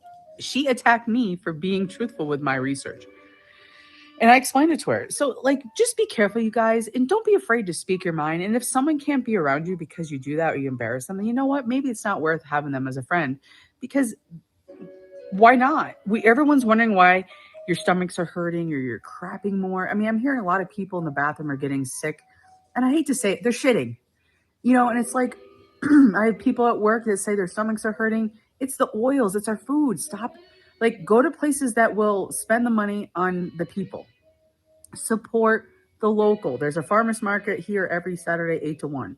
Like, do that stuff. Like, this week I can't. I got to work a double. But I'm very limited on what I eat. Cisco does most of the restaurants. Like, it's like, when are we going to see this change? Like, what's happening with all the dyes? I thought the dyes are all supposed to come out of everything. Like, I don't even drink anything much with a color anymore unless it's all natural and it's squeezed. It's just me. My restaurant does do that. They do freshly squeezed organic. So there are some good things about my restaurant. But I'm just telling you, it's like, we are all this big because of a reason, and what they put in their food, and it includes everything. And like, even my tables they'll be like, oh, do you have anything gluten-free? And I'll be like, yeah, but do you know what gluten is? And they'll be like, oh yeah, it's the wheat. And I'm like, no, it's the freaking chemtrails being sprayed on our wheat that makes wheat look bad. And they're like, they just look at me, and I'm sure I'm going to be fired. at some point. But what are you going to do? Why can't we tell the freaking truth? These people are so afraid, but they don't say thank you, but you can tell they're processing it. And I'm very loving when I say it, but I'm angry right now at Sprouts. I'm angry, and not at Sprouts, but I'm angry because there are good things at the people they hire, because it's DEI, and they got, a guy that wears a mask, he pulls it down, and now he claims that he knows everything and he's on the same page. And I'm like, why are you, if you can smell a fart through a mask, why are you wearing it? Oh, my grandma. And I'm like, yeah, it's just all bullshit. Like, I'm just fucking sick of it. So anyway, thought to open up today with this. Sorry I didn't come on yesterday. I was working. But yeah, anyone else experience anything like this? And anyone else like me that just says things like this? Like, this is a gun and I use it. It's a weapon and I don't hold back. So I'm sorry, but I'm not sorry. Anyway, have a great day, guys. Thanks. Okay, yeah. I watch your channel. She just haven't been coming on a lot. All right, we'll get a military video in and back to the short videos.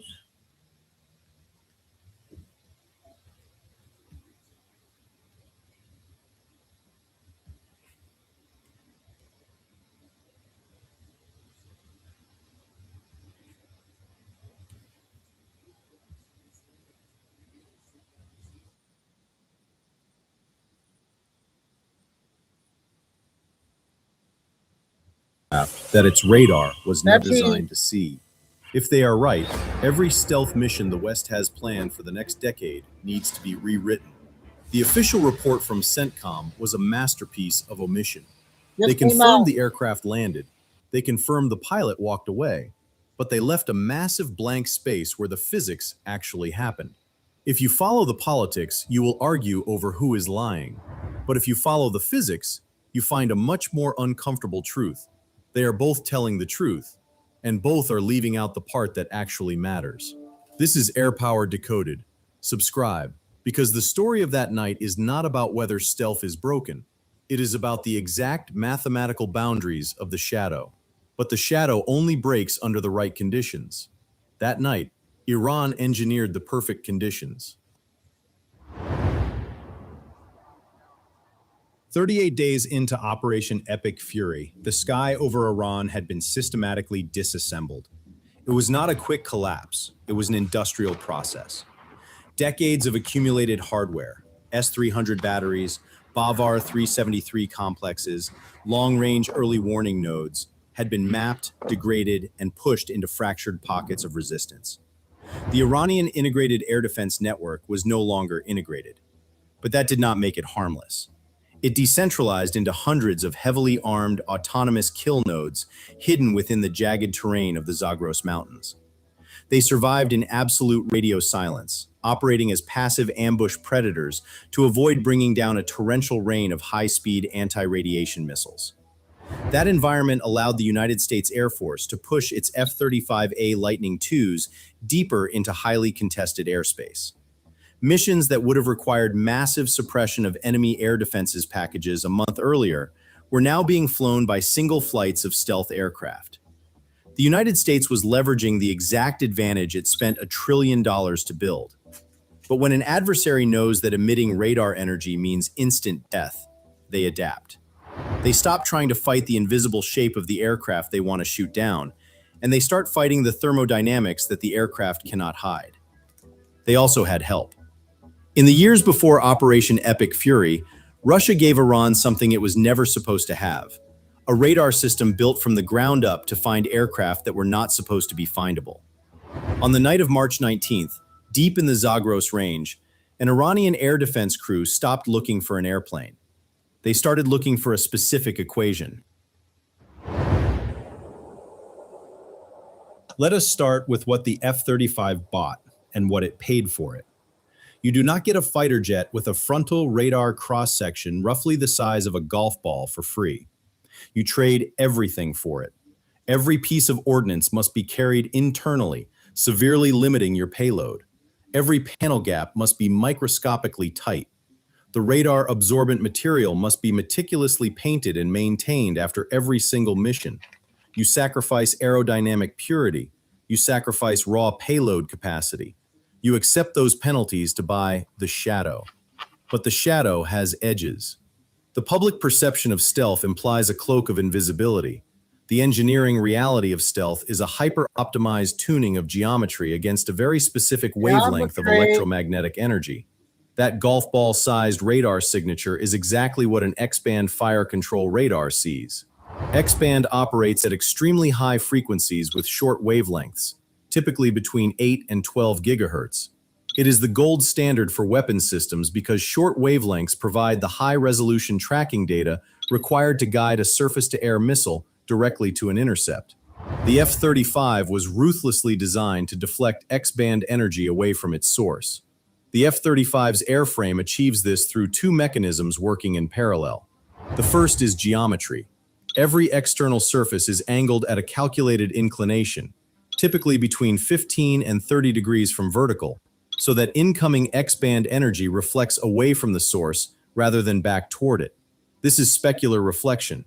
The airframe becomes a mirror that bounces the radar beam sideways into empty space.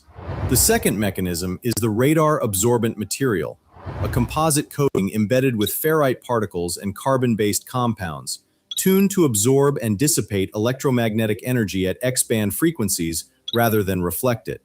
Together, these two mechanisms reduce the aircraft's radar return by orders of magnitude, not to zero, to noise. Imagine playing hide-and-seek in a pitch-black warehouse. The F-35 is a marble, and the enemy is searching with a highly focused, very thin flashlight. The chance of the beam hitting the marble and reflecting straight back is infinitesimally small. But what if the enemy changes the flashlight?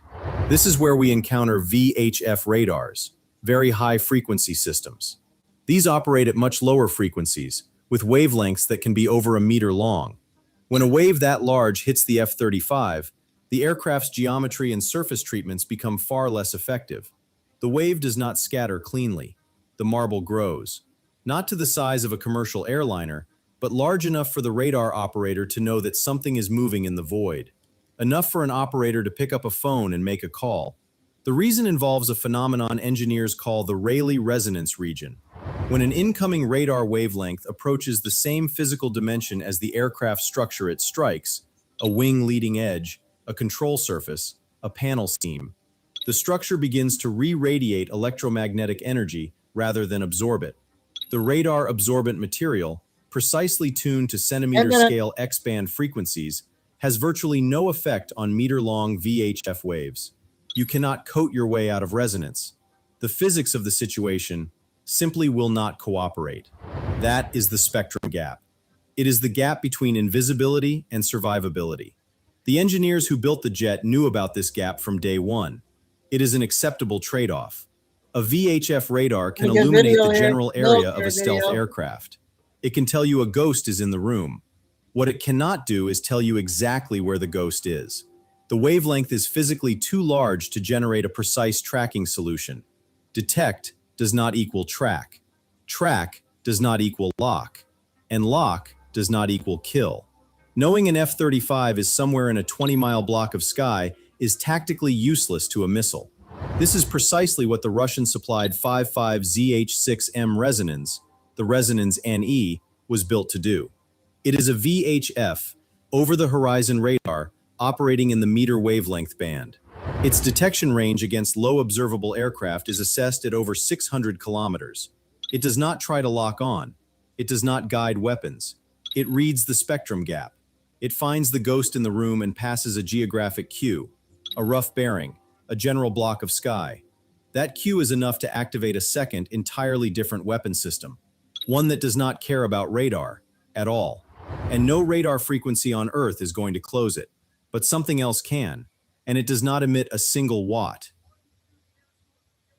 You can shape a titanium and composite airframe to deflect radar energy. You cannot shape thermodynamics. The defining characteristic of the F-35 Lightning II is its engine. The Pratt & Whitney F-135 is the most powerful fighter engine ever installed in a production aircraft. It pushes approximately 43,000 pounds of thrust when the pilot calls for full afterburner. But the F-35 has one critical limitation compared to its predecessor, the F-22 Raptor. It cannot supercruise. It cannot sustain supersonic flight without engaging that afterburner. If the mission requires hard maneuvering, aggressive evasion, or a rapid kinematic exit from a threat zone with a heavy payload, the pilot has no choice. They must ignite the afterburner. And when you ignite an afterburner, physics sends an invoice. The F-35 has an incredible thermal management system. It is a masterpiece of engineering. It uses fuel itself as a heat sink, absorbing the thermal loads from the aircraft's massive computing banks before that fuel ever reaches the combustor. The exhaust nozzle uses highly specialized serrated edges, often called chevrons, to rapidly mix cold ambient air into the exhaust plume, diffusing the heat as quickly as mathematically possible. It is a feat of thermal engineering. But it cannot reduce heat to zero, and an IRST sensor does not need much. It only needs a temperature delta between the exhaust and the cold sky above it. That delta is always there. It is also, therefore, completely irrelevant to a passive infrared search and track system. We have seen exactly this equation before. The weapon that brought down an F-15E Strike Eagle over the Zagros Mountains was not using radar. It read heat, passively, through an electro-optical lens that waited for that same temperature delta, the gap between the cold sky and the twin exhaust nozzles of the jet. We assessed it as an AD-08 variant. Iran ran the exact same physics against the F-35A. The aircraft's highly advanced ANA SQ-239 electronic warfare suite monitors the environment for hostile radar emissions. If a Bavar 373 lights up, the pilot knows immediately. But an IRST sensor does not emit a single electromagnetic wave. It simply waits. It reads the thermal radiation of the airframe friction and the engine exhaust. The engine burns. The exhaust rises. The sensor reads the thermal portrait, pixel by pixel. Because the system emitted nothing, the F-35's radar warning receiver stayed completely silent.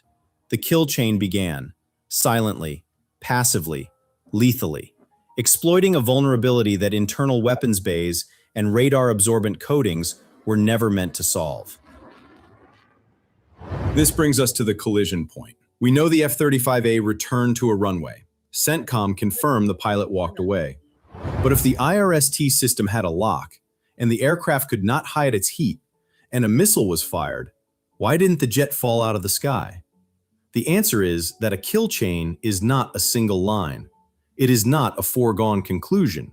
It is a sequence of mandatory locked doors. Detect, track, lock, fire, detonate. You must pass through every single door to destroy an aircraft, break any link in the chain, and the aircraft survives. Iran had step one. Their VHF radar told them the shadow was passing over the mountain. They had step 2 and step 3. Their passive IRST sensor locked onto the thermal signature of the F-135 engine. And then came step 4. A booster ignited. A missile left the rail.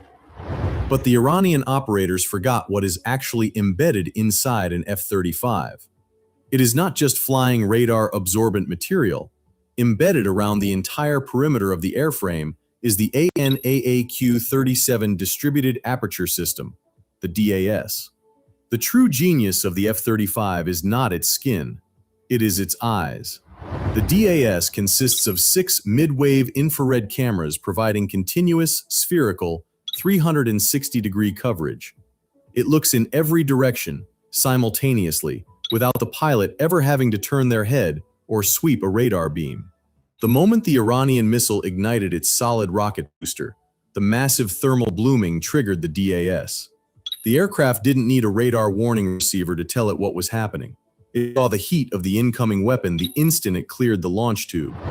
The system overlaid a threat marker directly into the pilot's helmet-mounted display. Speed is survival. The pilot slammed the throttle to full afterburner, pushing the jet toward Mach 1.6, approximately 1,200 miles per hour. At that speed, the F-35 possesses immense kinematic energy. The pilot executed a violent defensive brake, banking hard to force the incoming missile to burn energy trying to match the turn. Simultaneously, the aircraft ejected a saturation burst of flares, creating dozens of false thermal signatures burning at temperatures specifically designed to spoof infrared seekers. The Iranian kill chain shattered before Step 5. The missile lost tracking purity. It could no longer score a direct fuselage-crushing intercept. However, modern anti-aircraft weapons utilize proximity fuses, sensing the target is near and detonating slightly early to fill the sky with high-velocity shrapnel. The physical damage the Iranian propaganda video celebrated was not the product of a finished kill chain.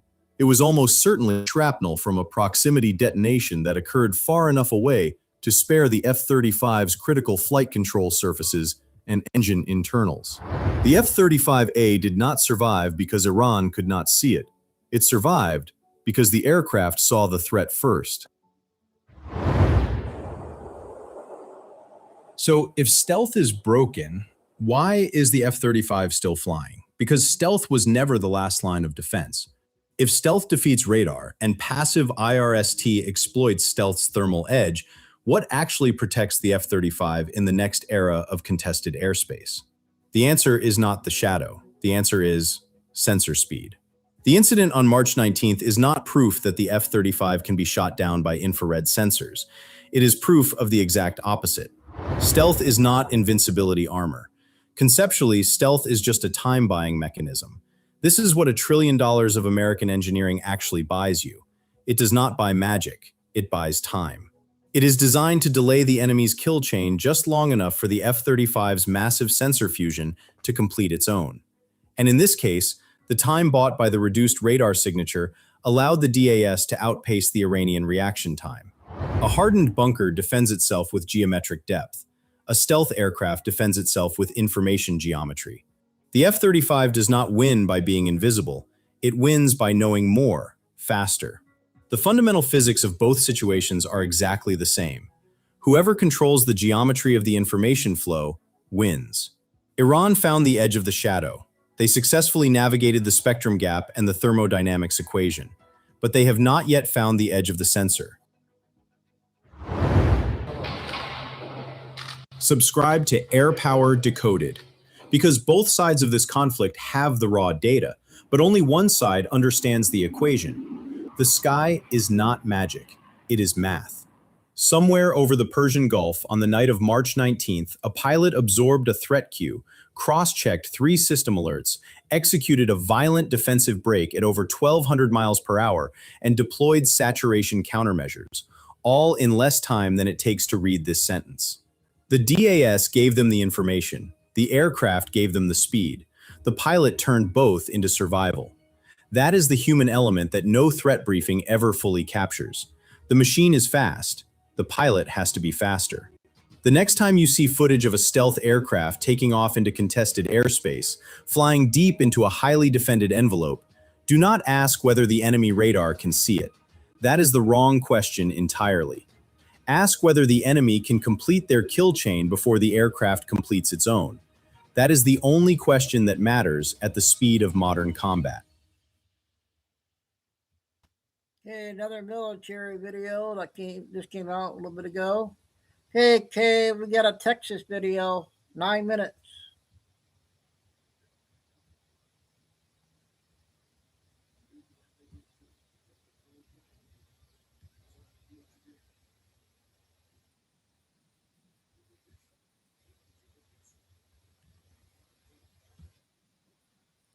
Million people. It's the second largest and one of the fastest growing states in the US.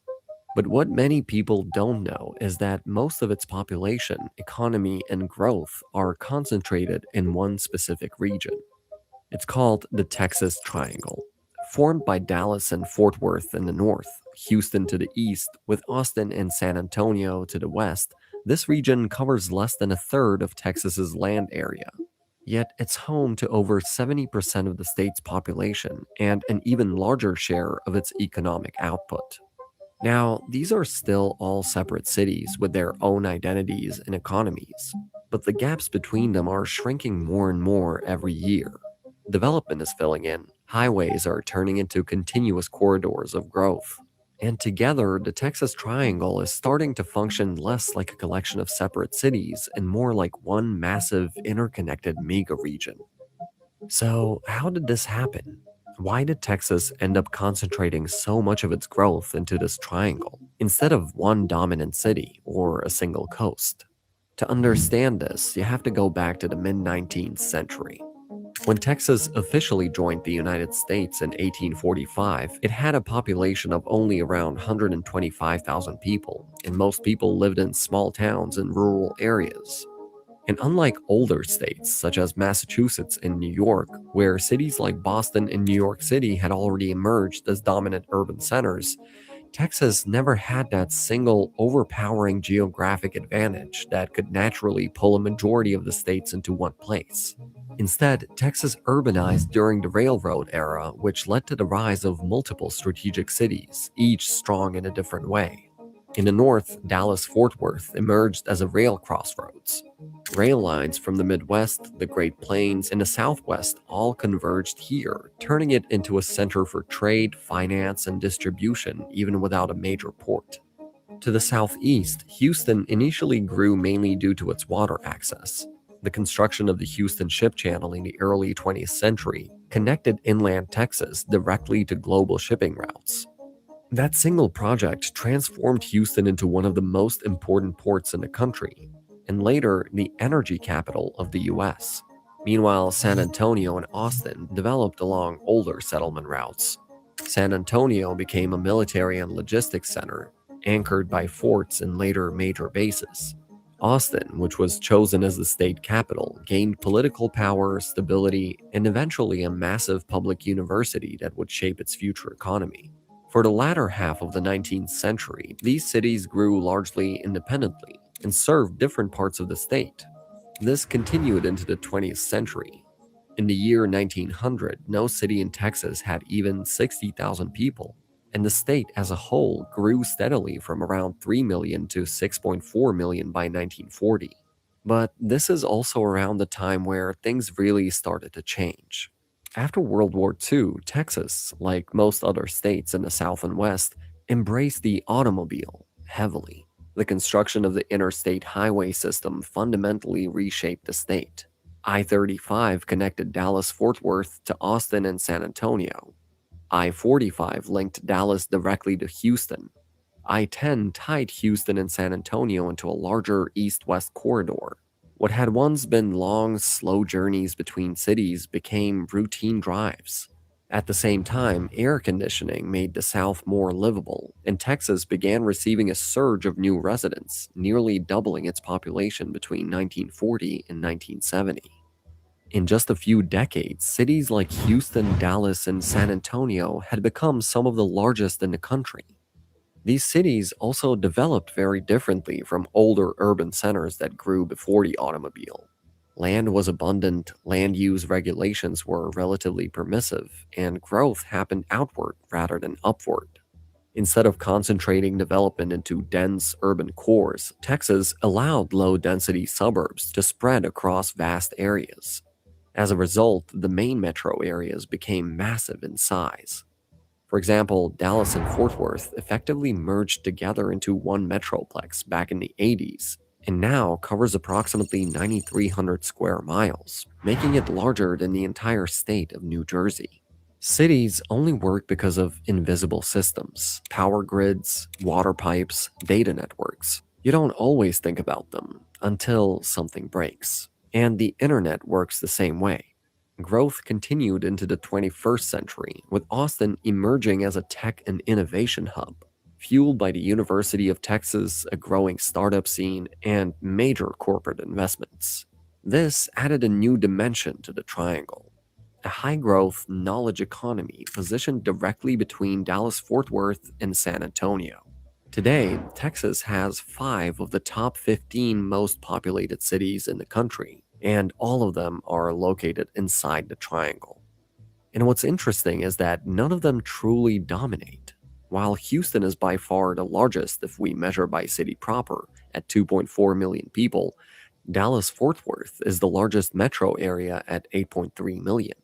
It just shows that each city is important in its own way, and that they also complement each other.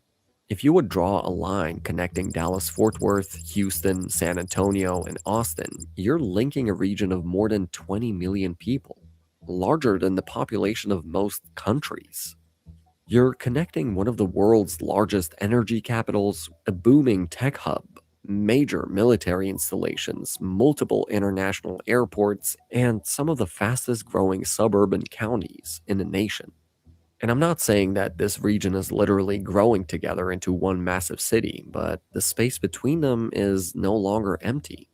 Along I-35, development now stretches almost continuously from San Antonio through Austin and toward Dallas-Fort Worth, with towns like New Braunfels, San Marcos growing rapidly, increasingly tied into the larger urban economies around them. Oh, you are? In fact, San Antonio and Austin are projected to soon merge into their own mega region and reach a population of 8.3 million by 2050, as many people as Dallas-Fort Worth has today.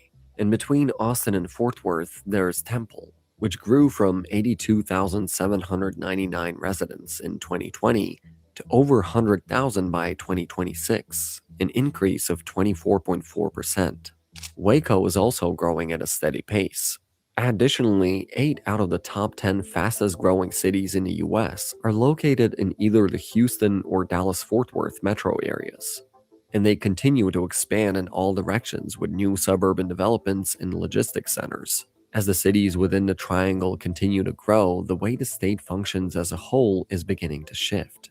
For example, many companies now distribute their operations across multiple cities, rather than concentrating everything in one place.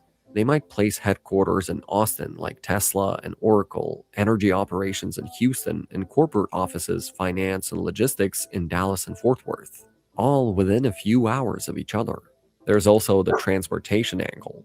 Over 175,000 people already travel daily between the major metros, heavily relying on the I-35 and I-45. But as this internal network becomes more integrated, congestion worsens and the pressure to physically connect them more efficiently has only grown. In the early 2010s, Texas Central Railway proposed a 240-mile high-speed rail line between Houston and Dallas. Modeled after Japan's Shinkansen system, the train would travel at speeds of up to 200 miles per hour, cutting travel time between the two cities to about 90 minutes. While the project has recently been deemed shovel-ready, construction hasn't yet started due to political opposition, land disputes, and funding challenges. We have also seen similar proposals for a high-speed rail between San Antonio and Austin, but whether high-speed rail gets built or not almost misses the bigger point. The Texas Triangle already functions like a mega region, economically, demographically, and strategically. This doesn't come without challenges, though. Long distances, heavy car dependence, rising congestion, infrastructure strain, and increasingly housing affordability concerns as development continues to push outward. The question now is whether the model that built this region can continue to scale indefinitely, or whether the next phase of growth will require a different approach. Thank you for watching. This is Texas. Okay, Texas news there. We got some live video here of Melania. Do you guys want to listen to her? We'll listen to her about 5-10 minutes.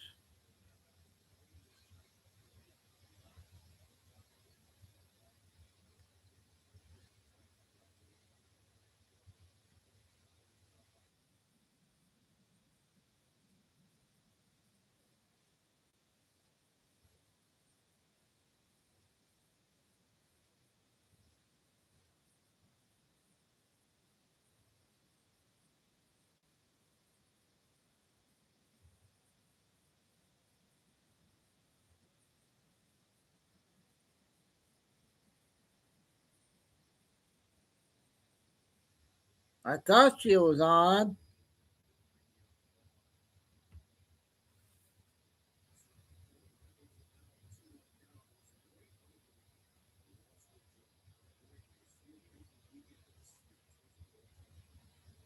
Oh, 2:30.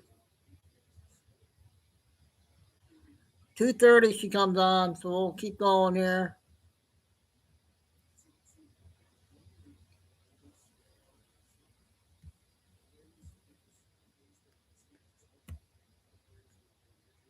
Another new one here, I think. 5 minutes. in Indonesia. In case you missed it the other day, debris is still very present in the atmosphere of planet Earth. As you can see, 2 events down here above Indonesia in the last 10 days. I'm not sure if that one made it to the ground or not. The video kind of implies that it did. There was not only 1 event spotted above Indonesia, but 2, as you're about to see here, a secondary event that captivated viewers on the ground of what looked like the re-entry of maybe a satellite, maybe a rocket launch. Not quite sure what that was. It was unidentifiable, but unmistakable, as people on the ground were absolutely awestruck by what they were seeing in the nighttime sky. Much like what I saw back in January of 2024, I was a little bit awestruck by what I saw near the moon. We're seeing things again near the moon. I want to share with you guys. We're going to go to Utah here in just a second, but I wanted to revisit real quick what I saw near the moon and my wife and son back in January of 2024. A young lady from Tucson, Arizona saw something similar behind the moon in November of 2022. And it seems like in the winter and spring months in the northern hemisphere, things are showing up in the vicinity of the moon and people are noticing. Here's a video out of Utah sent in by Dan Crossley. Watch up here in the upper left-hand corner. You're going to see something that doesn't look natural. And here we go. Here's the video that was sent in by Dan. He noticed this up here. It's not a glare because this is in actual real time. It's not in fast forward. There was something up above the moon. Now we're going to zoom in and take a closer look. Here we go. Watch right up here above the moon. I don't believe the date is accurate. Dan just shared this with me about 4 days ago. Watch right up here. And it moves. And it's not a glare because it's moving faster than anything else in the field of view. So here I did some light work. I just simply inverted it. Light is dark, dark is light. And it looks similar to what the young lady from southern Arizona saw back in 2022. She saw something dark back here behind the moon at 2:45 in the morning, woke up her entire family and had them come outside and look. This thing here, again, is in real time. It was moving above the moon, looked clearly out of place. And again, that was not a glare. That was some sort of a physical object like this object here in the sky. A couple of evenings ago, spotted off the coast of California. This was yet another rocket launch. This was observed by Marlena from Lancaster, California. I did put this one in fast forward for presentation purposes, as these are always kind of fun to watch. I received 5 different videos from 5 different people in the California area of that recent rocket launch. And I also received photos from southern Arizona looking at the Schumann resonance 3 days in a row of high energy. There's been major fluctuations in the frequency of the Schumann resonance. And as you can see, just in the last 12 hours, again, almost a full whiteout situation regarding the Schumann resonance. And those of you that are sensitive to the Schumann, you don't need me to tell you that the Schumann is stirred up. And it's definitely been stirred up today, much like the comet situation here recently. We just saw a comet dive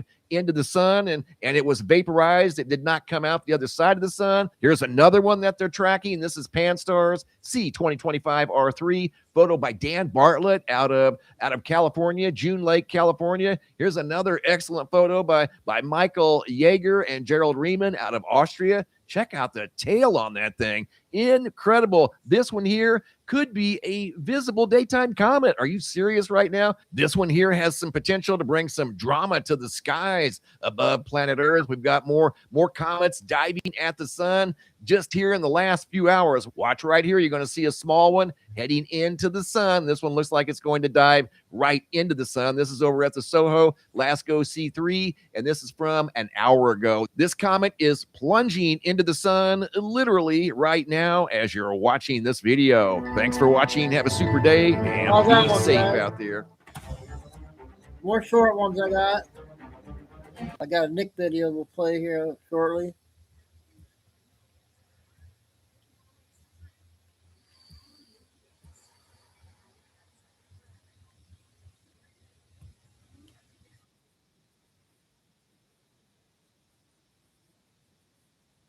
Every single rocket launch from a government space agency, you'll notice, follows a parabolic curve.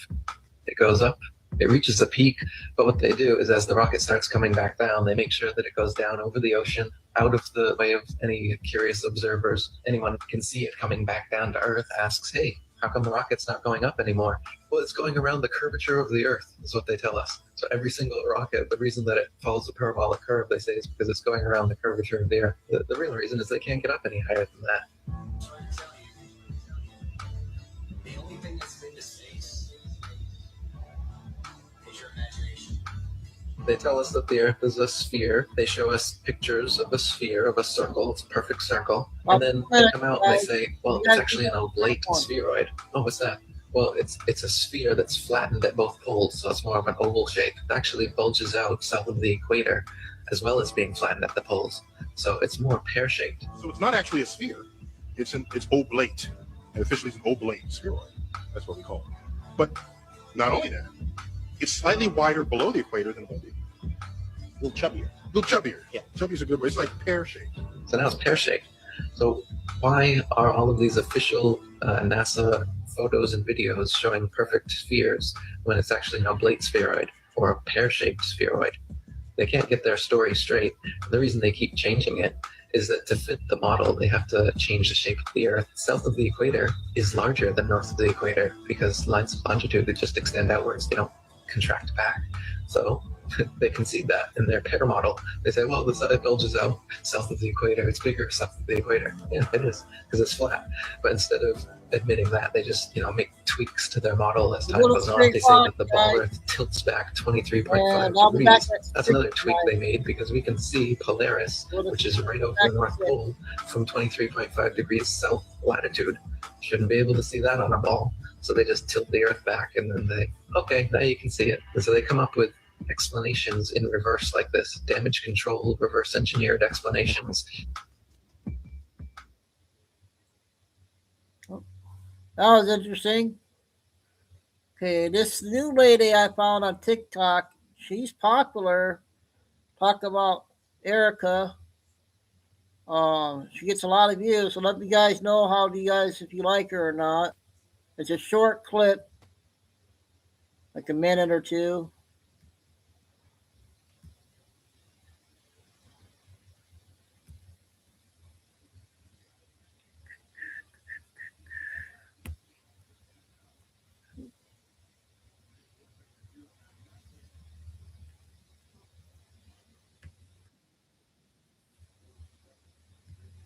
Thanks, Final. Thing, just as she's been totally silent on the whole gun violence thing that ended her husband's life. Well, now she's going to Belfast. Like, that's her move. Screenshots are all over the internet right now of her exchanging gifts and inappropriate text messages with a 15-year-old. Candace Owens is losing her shit, and her own employees are getting fired for asking questions. And she's like, you know what? Europe. Erica Kirk is expected to visit here as part of a tour to recruit young people to the group, and especially young women, because it is a more typically male worldview. And Erica's not going for a much-needed break from the spotlight. No. She's going to recruit teenagers, 15 to 25-year-olds to be exact, into Turning Point USA. While these grooming allegations are very much still trending, and the guy helping Erica set all of this up is a disgraced politician, Ian Paisley Jr., who literally got caught taking secret luxury holidays from a government that massacred 40,000 people, then blamed his own staff when he got caught, and then lost his parliamentary seat last year. And now he has apparently nothing else going on except hanging around Trump's golf course and doing this. And Belfast specifically is a significant place for this to go down. Like, of all places, this is a city that went through decades of religious extremism, using God to manipulate teenagers into sectarian violence. We're talking about bombings, murders, years of trauma that they're still dealing with, 30 years to be exact. And Paisley Jr.'s actual father was one of the guys that blocked every peace deal for years. He was a fire and brimstone preacher who basically made his whole career out of weaponizing young people. We've seen some connections here, and it's giving I learned nothing from my family history. Turning Point USA. Let's do a little refresher on Turning Point USA. Charlie Kirk founded Turning Point USA, basically Christian right-wing recruitment operation for teenagers. They go to high schools and college campuses across the states, pushing hardline conservative politics, get kids while they're young, turn them into activists, and send them out to the world. Esquire literally called it an extremist American martyrdom cult. Mainstream publications are now using those exact words. And now Erica wants to take it international. And Belfast is the first stop on her European tour. And again, Erica is a woman facing grooming allegations, and she's planning to set up shop in a city with thousands of teenagers with the backing of a disgraced politician whose father spent decades manipulating young people into sectarian violence. What could possibly go wrong? Okay, that's the first one on her. So we got the X guy, what you hold, let you know what you gold. New update. This one will be 9 minutes.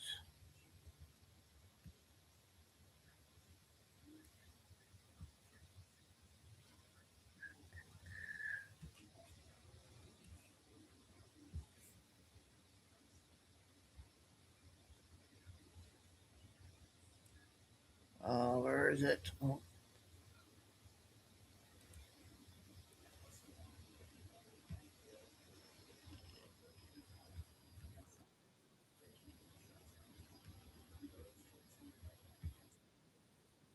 Different downloads. I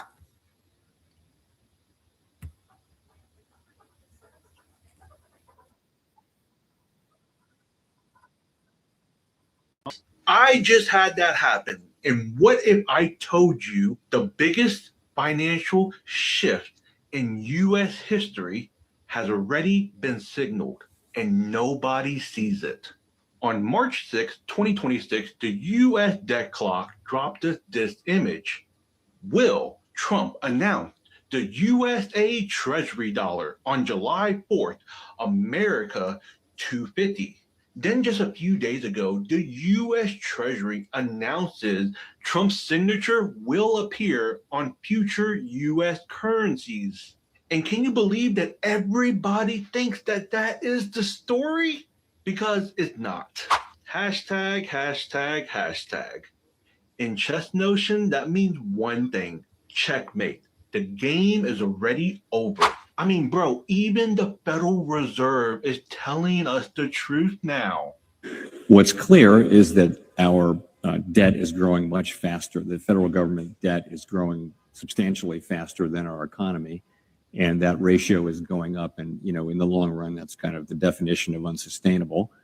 The level of the debt is not unsustainable, but the path is not sustainable.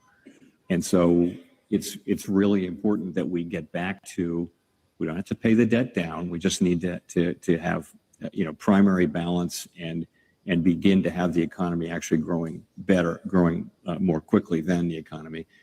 It will not end well if we don't do something fairly soon. This is not the Fed's job, of course, and I pretty much limit myself to those high-level points which essentially everyone ignores.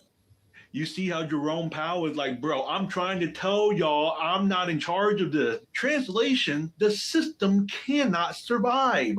So what happens when the system breaks? You replace it, and not with more printing. You replace it with something real that is asset-backed, transparent, and verifiable. A treasury dollar. Now, all of this didn't just appear out of nowhere. Last year, on July 4th, 2025, the U.S. debt clock dropped our new declaration. We, the people, declare independence from the Federal Reserves. That right there was not symbolism, you all. That right there was the blueprint. And buried inside that blueprint was the new system. Not big banks, but credit unions. Owned by the people, backed by real assets, forming a new financial system across all 50 states. So this is where you have to ask, who is building the infrastructure? I would have to say that one of them would definitely be Metallicus. One of the things that Arena said that made me happy was her work with the credit unions.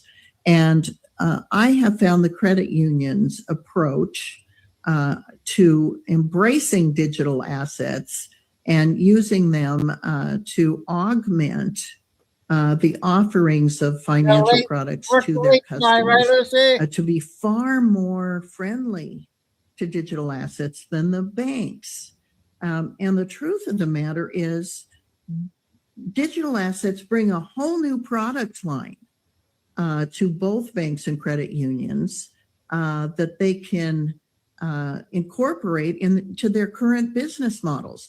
And we'll start seeing banks buying digital asset firms, credit unions buying digital asset firms, and vice versa.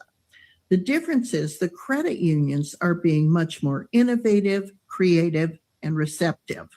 The banks are being resistant and fighting this and not acknowledging just how rapidly in the 21st century we're moving to a blockchain-based and technology-based US dollar and other financial products.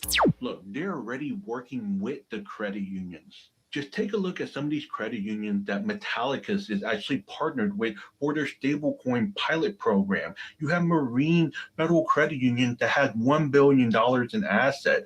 One Nevada Credit Union has $1.5 billion. Then you have Arizona Financial Credit Union at $3.4 billion. Then we have Members First Financial Credit Union with $8 billion. Forefront with another $1 billion. Sound Credit Union with $3 billion, and they are a member of the Go West Credit Union Association with over 300 members in the credit union that manage over $300 billion in assets. That right there is not theory. That's not hype. That is infrastructure.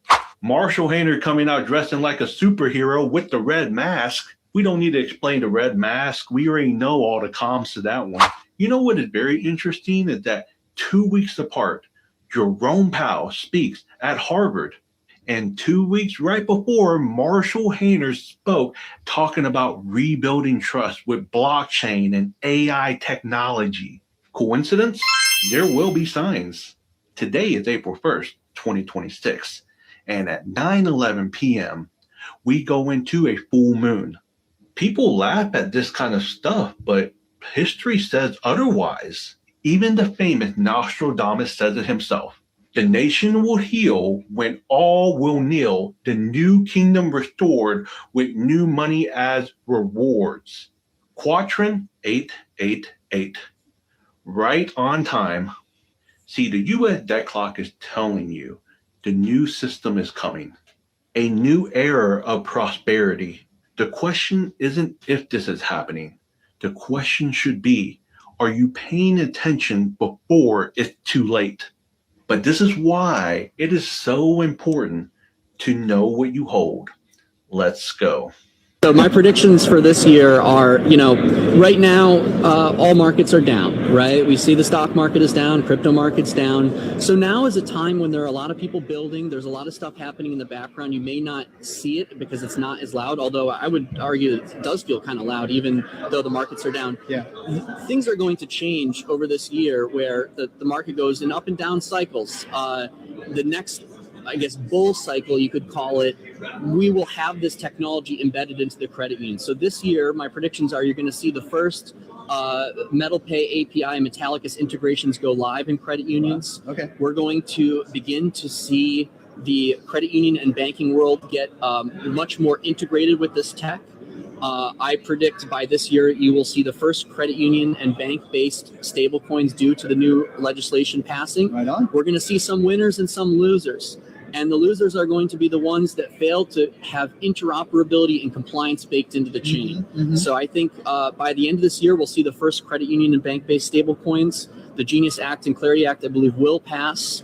I think the guidance from from Chairman Kyle Hoffman at the NCUA is fantastic. Yeah, there's some things I have some comments on, but overall it's very good. And I think it's going to go through. And in doing that, we're going to have the next crypto bull run, if you call it, will be the institutional bull run. Oh, so it's going to be very exciting. You ever get those days when... Okay, that's the latest on whatever he's the X guy. Okay, I got about 6 short one 3-minute, and then I want to get 2 Benny videos. See if I can get all that in.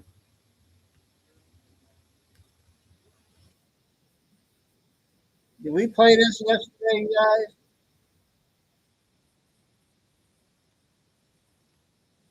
Different directions.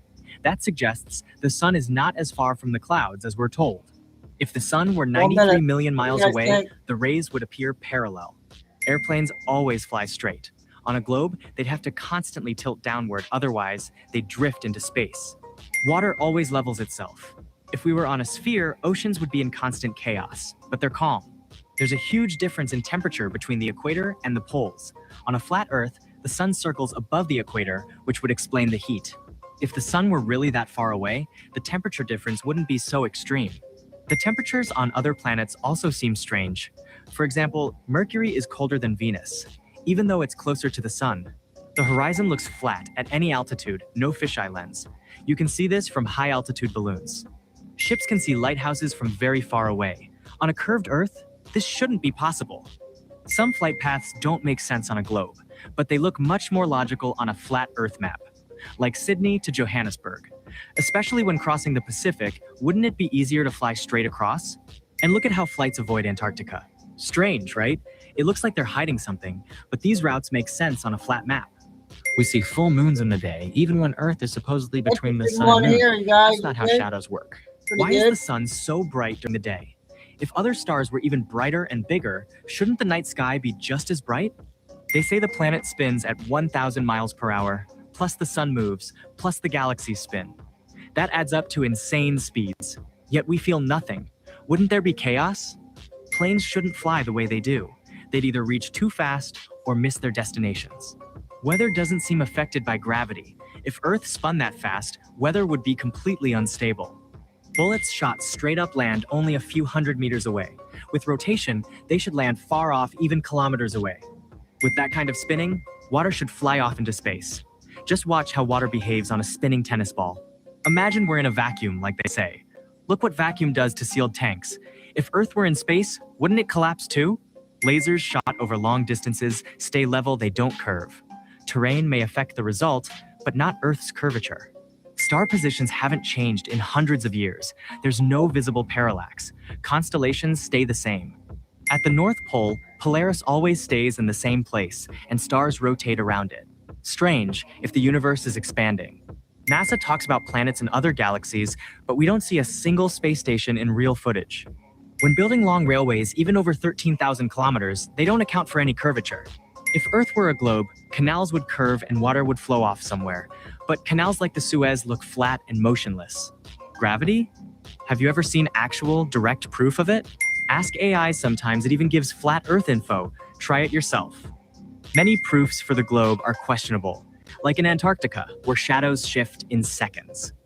Edited images of the globe. Pause and look, something feels off. CGI is used in every globe Earth video. Radio signals often reach far beyond the horizon past where they should be blocked by curvature. Time zones don't align well with a rotating globe. Neighboring regions with the same sun position often have very different local times, which fits better with a man-made system for a flat map. Once you see it, you can't unsee it. The Flativerse app will change how you view everything, from Earth's shape to your place in the universe. Tap into maps, simulations, and secrets they keep hidden. See it for yourself. Link in bio. Okay, interesting one. I guess Melania is talking about the Epstein file, so this might be an important one to listen to.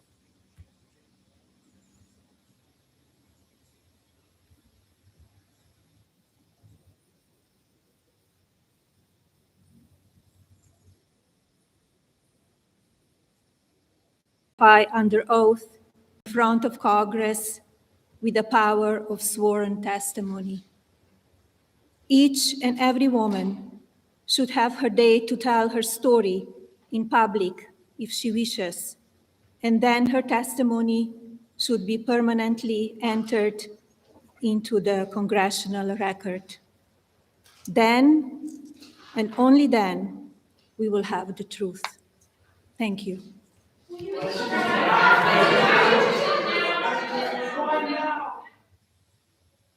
Oh, we missed it. Yeah, we'll go back and see if we can.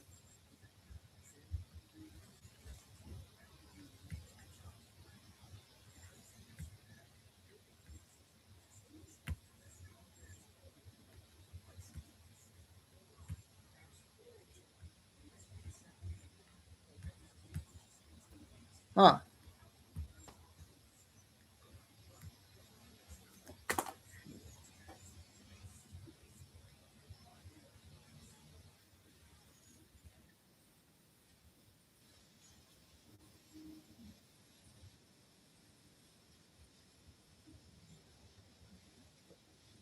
No, this is live.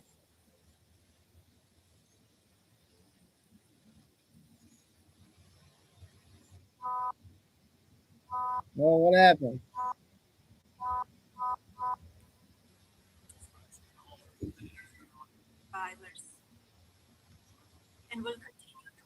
Okay, here we go.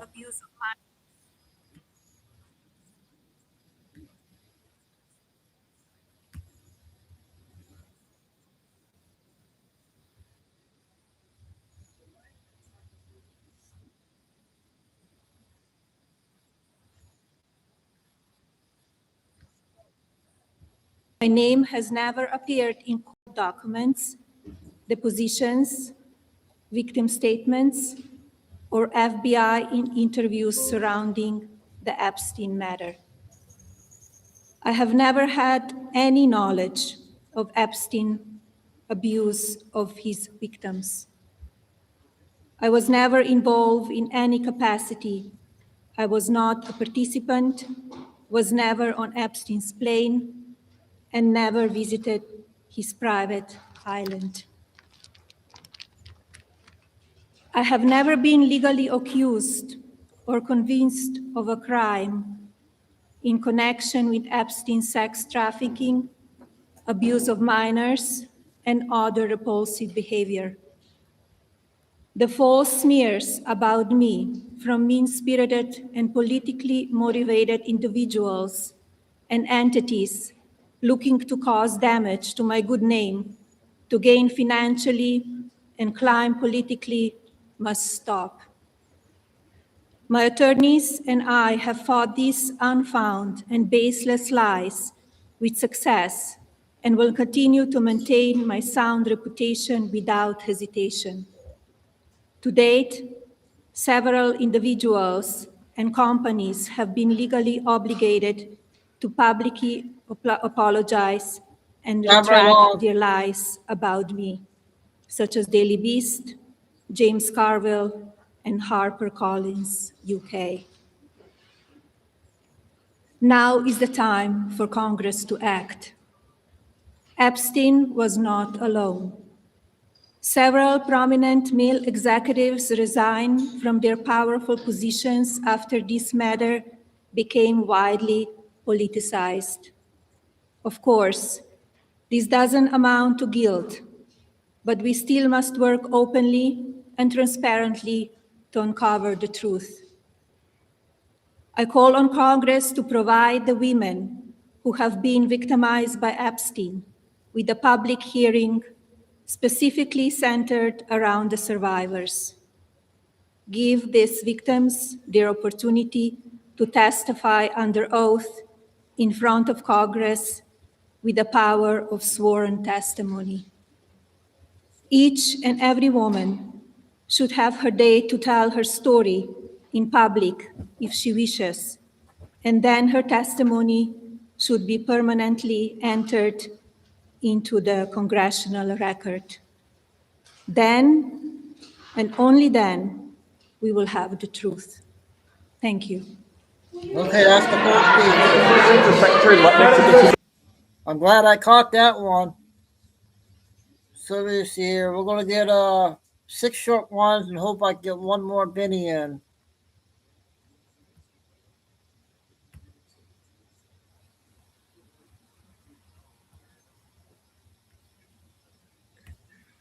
We're almost caught up with Benny.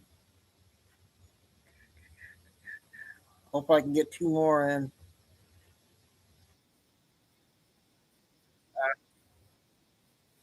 We did that one.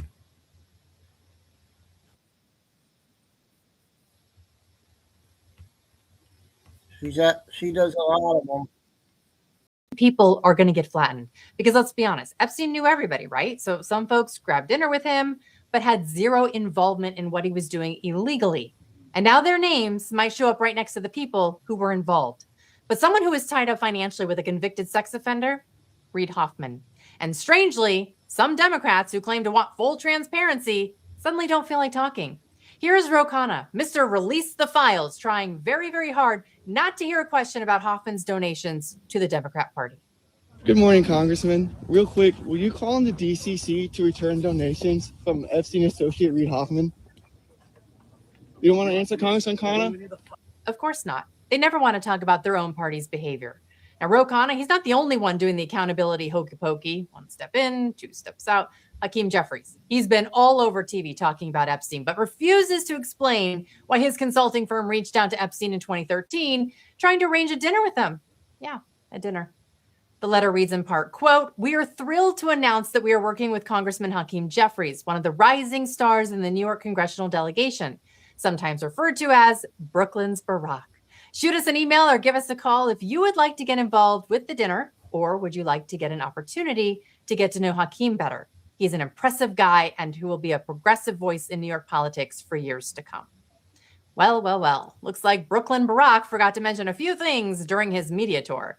And then there's Stacey Plaskett, who's man, is she under fire for Epstein file ties. Just last week, when roughly 20,000 pages from Epstein's estate were made public, investigators found text messages between Epstein and Plaskett during a 2018 congressional hearing where Epstein was feeding her information to smear Donald Trump. To be clear, this is 10 years after Epstein's conviction in 2008. But before we break down those texts, here's a friendly reminder of what kind of person we're dealing with. This was Plaskett just last year. Having Trump not only have had the codes, but now having the classified information for Americans and being able to put that out and share it in his resort with anyone and everyone who comes through should be terrifying to all Americans. And he needs to be stopped. And that, ladies and gentlemen, is what we call a Freudian slip with no apology attached. But the left isn't violent, so they say. Now, on the morning of the hearing aired on C-SPAN, let me show you the breakdown of the text messages between the two. Watch this. She texted with Epstein. "He'll talk about his grades." Epstein responded, "What privilege stands behind the non-release of college transcripts?" He then says, "Great outfit. You look great." All caps. Plaskett replied, "Thanks." It goes on. At 10:41 a.m., Epstein, ever the weirdo, texts her, "Are you chewing?" Plaskett responds, "Not anymore. Chewing interiors of my mouth. Bad habit from middle school." Then Epstein asks when Plaskett's turn for questioning Cohen will come up. And she replies, "Hours. Go to other meetings." But then we get to the meeting. Then we get to her turn. Then we get to the questioning of Cohen. And Epstein tells her, "Cohen brought up Rona, keeper of secrets." Plaskett doesn't know who Rona is. You don't know who Rona is. And Rona's in all caps.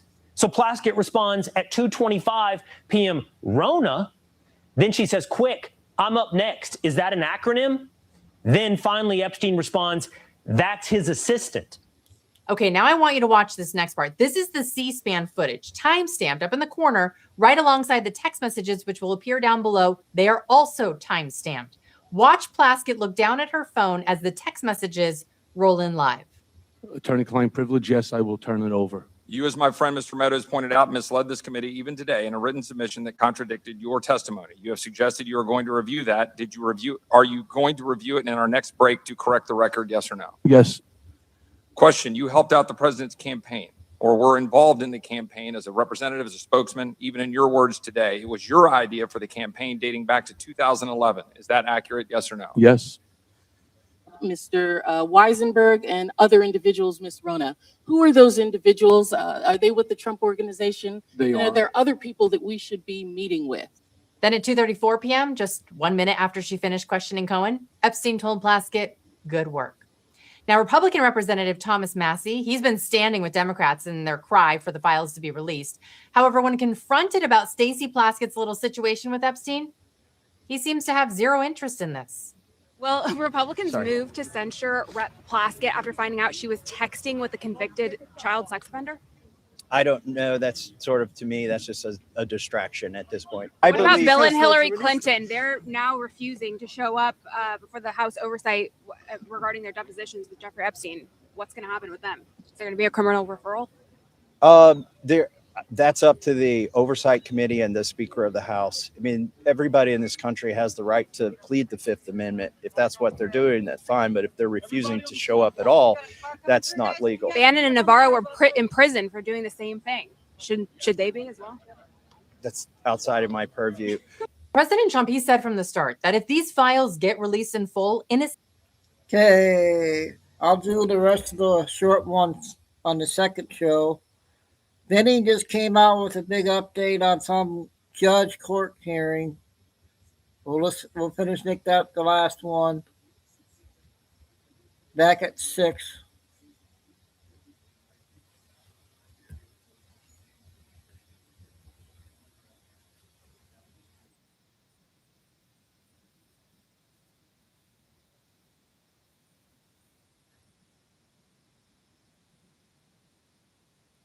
This came out.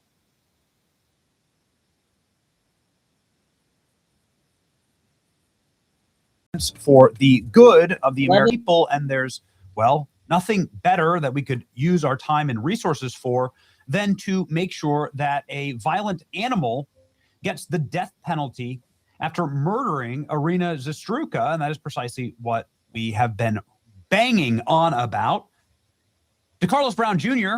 slaughtered Irina Zastruka as she was sitting there helplessly on a bus, stabbed her in the throat, slaughters her, and then brags that he got that white girl. He was found incompetent to stand trial by a state psychiatrist in North Carolina. You can imagine who's paying this psychiatrist and what ecosystem they are a part of, the same woke Marxist ecosystem that let DeCarlos Brown Jr. off onto the street for 14 different violent offenses. We've gone viral today by saying this animal was competent enough to vote, competent enough to get welfare, competent enough for public housing, competent enough for EBT, competent enough to get free bus rides, competent enough to acquire a murder weapon, competent enough to slice a girl's throat in an instant, competent enough to brag on camera that he got that white girl. This animal was competent enough to stand trial 14 different times for violent offenses and be set free, to cheat justice 14 different times. But now, miraculously, that he's facing the death penalty, he's now incompetent. My blood is boiling. We've gone viral on this, 17,000 reposts, 45,000 likes in just like an hour. And we got contacted by the DOJ because we did a whole show on this, raging that this is an opportunity for the Trump administration to actually show that they're going to take the most evil monsters on earth off the streets and punish them. And hopefully the death penalty is what we'll be getting. Well, Deputy Attorney General for Civil Rights, Harmeet Dillon, not only have we been speaking with members of the DOJ in order to assure us and this audience that the DOJ and the Trump DOJ is going to fix this problem and it is not going to let this killer slide, as had been reported by our channel and by others, because you could see that the game was afoot, right?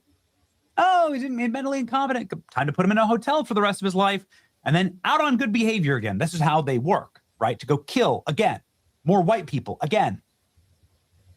Harmeet Dillon saying this in response to the U.S. attorney here in the District of North Carolina. DeCarlos Brown is in federal custody on a federal indictment. The state proceedings, including any competency finding in those proceedings, are completely separate, meaning DeCarlos Brown Jr. will get different trials. And of course, the superseding federal trial is going to be a lot harder to rig your way out of. Obviously, the broken and woke, collapsed, embarrassing, fraudulent Charlotte area of North Carolina, which is diseased and gross when you go there. It is a sick city. It's dirty. It's collapsed. There's homeless people everywhere. It certainly doesn't look like the South. It doesn't feel like a Southern municipality at all. Same thing with Atlanta. These are like sunken places. It's so depressing and sad. Anyway, that they have rigged their systems there. The prosecutors, the juries, the judges, it's all a rigged system. And so that's what scared us in the story. Well, now the federal system is coming down hard. Folks, I had great calls this morning with the U.S. Attorney in Charlotte. Brown remains in federal custody, and so the parallel state proceedings are now in no way dispositive, meaning you can't, they can't get rid, they're not going to get rid of the federal charges by having some crackpot psychiatrist try and liberate DeCarlos Brown Jr. again to kill again. There will be federal competency determination and prosecution track taking precedence. So it's going to take precedence on all of this. Ladies and gentlemen, it is going to be critical for them to get this right. Harmeet Dillon says DeCarlos Brown Jr. still faces federal charges. State proceedings are separate. Assistant Attorney General Harmeet Dillon on Thursday confirmed that DeCarlos Brown Jr., the alleged killer of Irina Zastruka, would face a federal competency determination and independent state proceedings found him unfit to stand trial. Brown stands accused of killing Irina Zastruka while aboard the Charlotte Metro. Footage of the incident appeared to show Brown stab her multiple times in the neck while she cowered in shock and fear and died alone. The episode attracted national attention. The state court found Brown mentally incompetent to stand trial. And Harmeet Dillon says, no, don't worry. We will bring justice. The reason why we got the call from the DOJ is because we had Mike Davis and Brandon Gill on the program and asked them about this. What should the DOJ be doing in order to get justice for Irina Zastruka, which, in our opinion, should be a public firing squad in the middle of the town square. Here's what both of these legal geniuses had to say on a show that got us a phone call from the DOJ in order to say, calm down, we're on it. It's good to know. Here you go. What would be your advice to the DOJ?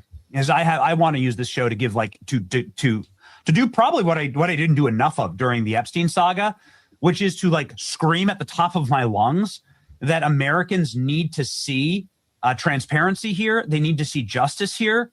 And they need to see this taken with extreme seriousness, because this is just one of those cases that has more prominence than most. People care a lot about it. It happened. It's Charlie Kirk's last tweet, one of his last tweets on earth was about Irina Zastruka, and he was killed the next day. And I'm not saying there's a connection. I'm just saying that this is something of deep permanence to our society. It matters, Mike, because, well, we will lose all faith in society if this man goes free, or if this man gets ruled incompetent and can spend the rest of his days in a taxpayer-funded hotel, right, being pampered and fed Jell-O, like that. We will lose faith in the systems. So what must the DOJ do to prove to fathers like me that my daughters won't end up like Irina Zastruka?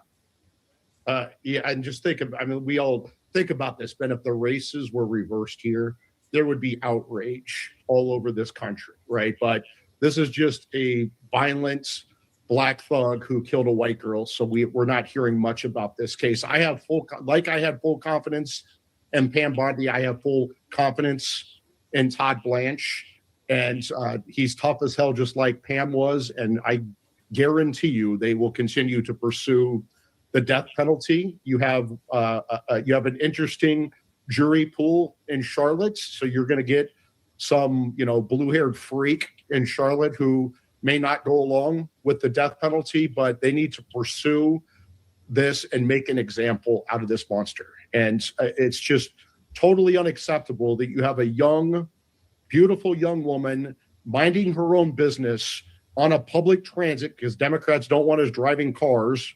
Only the elite liberals get to drive cars, but they're going to put people on these public transit systems and let these violent thugs kill people. No, it's totally unacceptable. This guy needs to be brutally executed.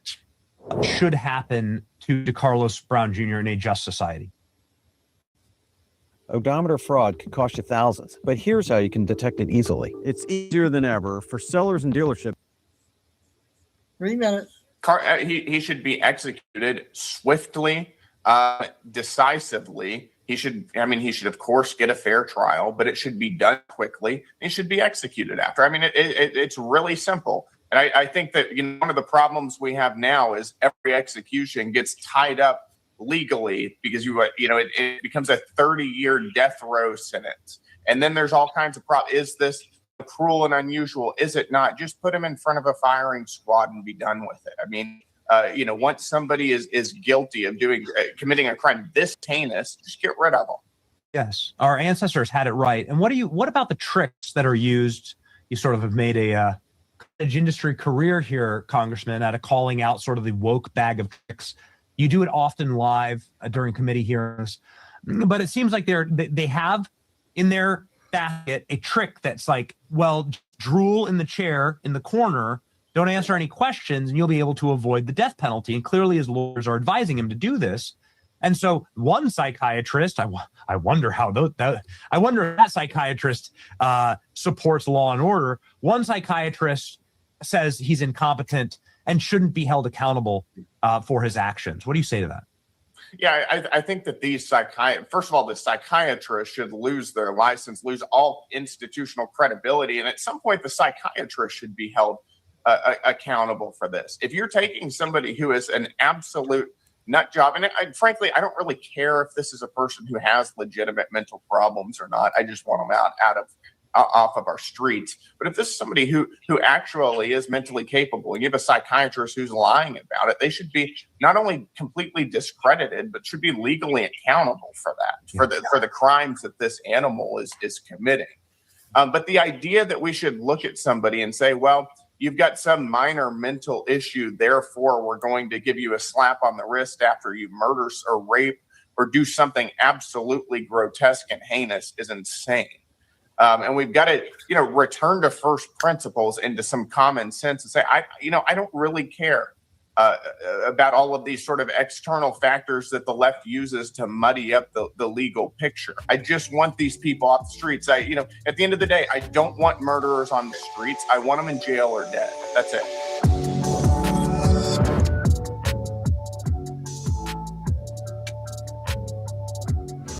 Okay, guys, let's wrap it up for show number 1. So we got a lot of stuff out. We'll get some more stuff tonight. And have a good dinner tonight. And we'll see you after dinner about 6 or so. Thanks, Bob. Tony, okay? Carol, Tim, Lucy, Eagle. So, yep. God bless everybody. Love all. Please like, stay safe, stay strong, keep your faith. Never give up. Signing off, Chico Deal for show number 1 for Thursday. We'll see you guys after dinner.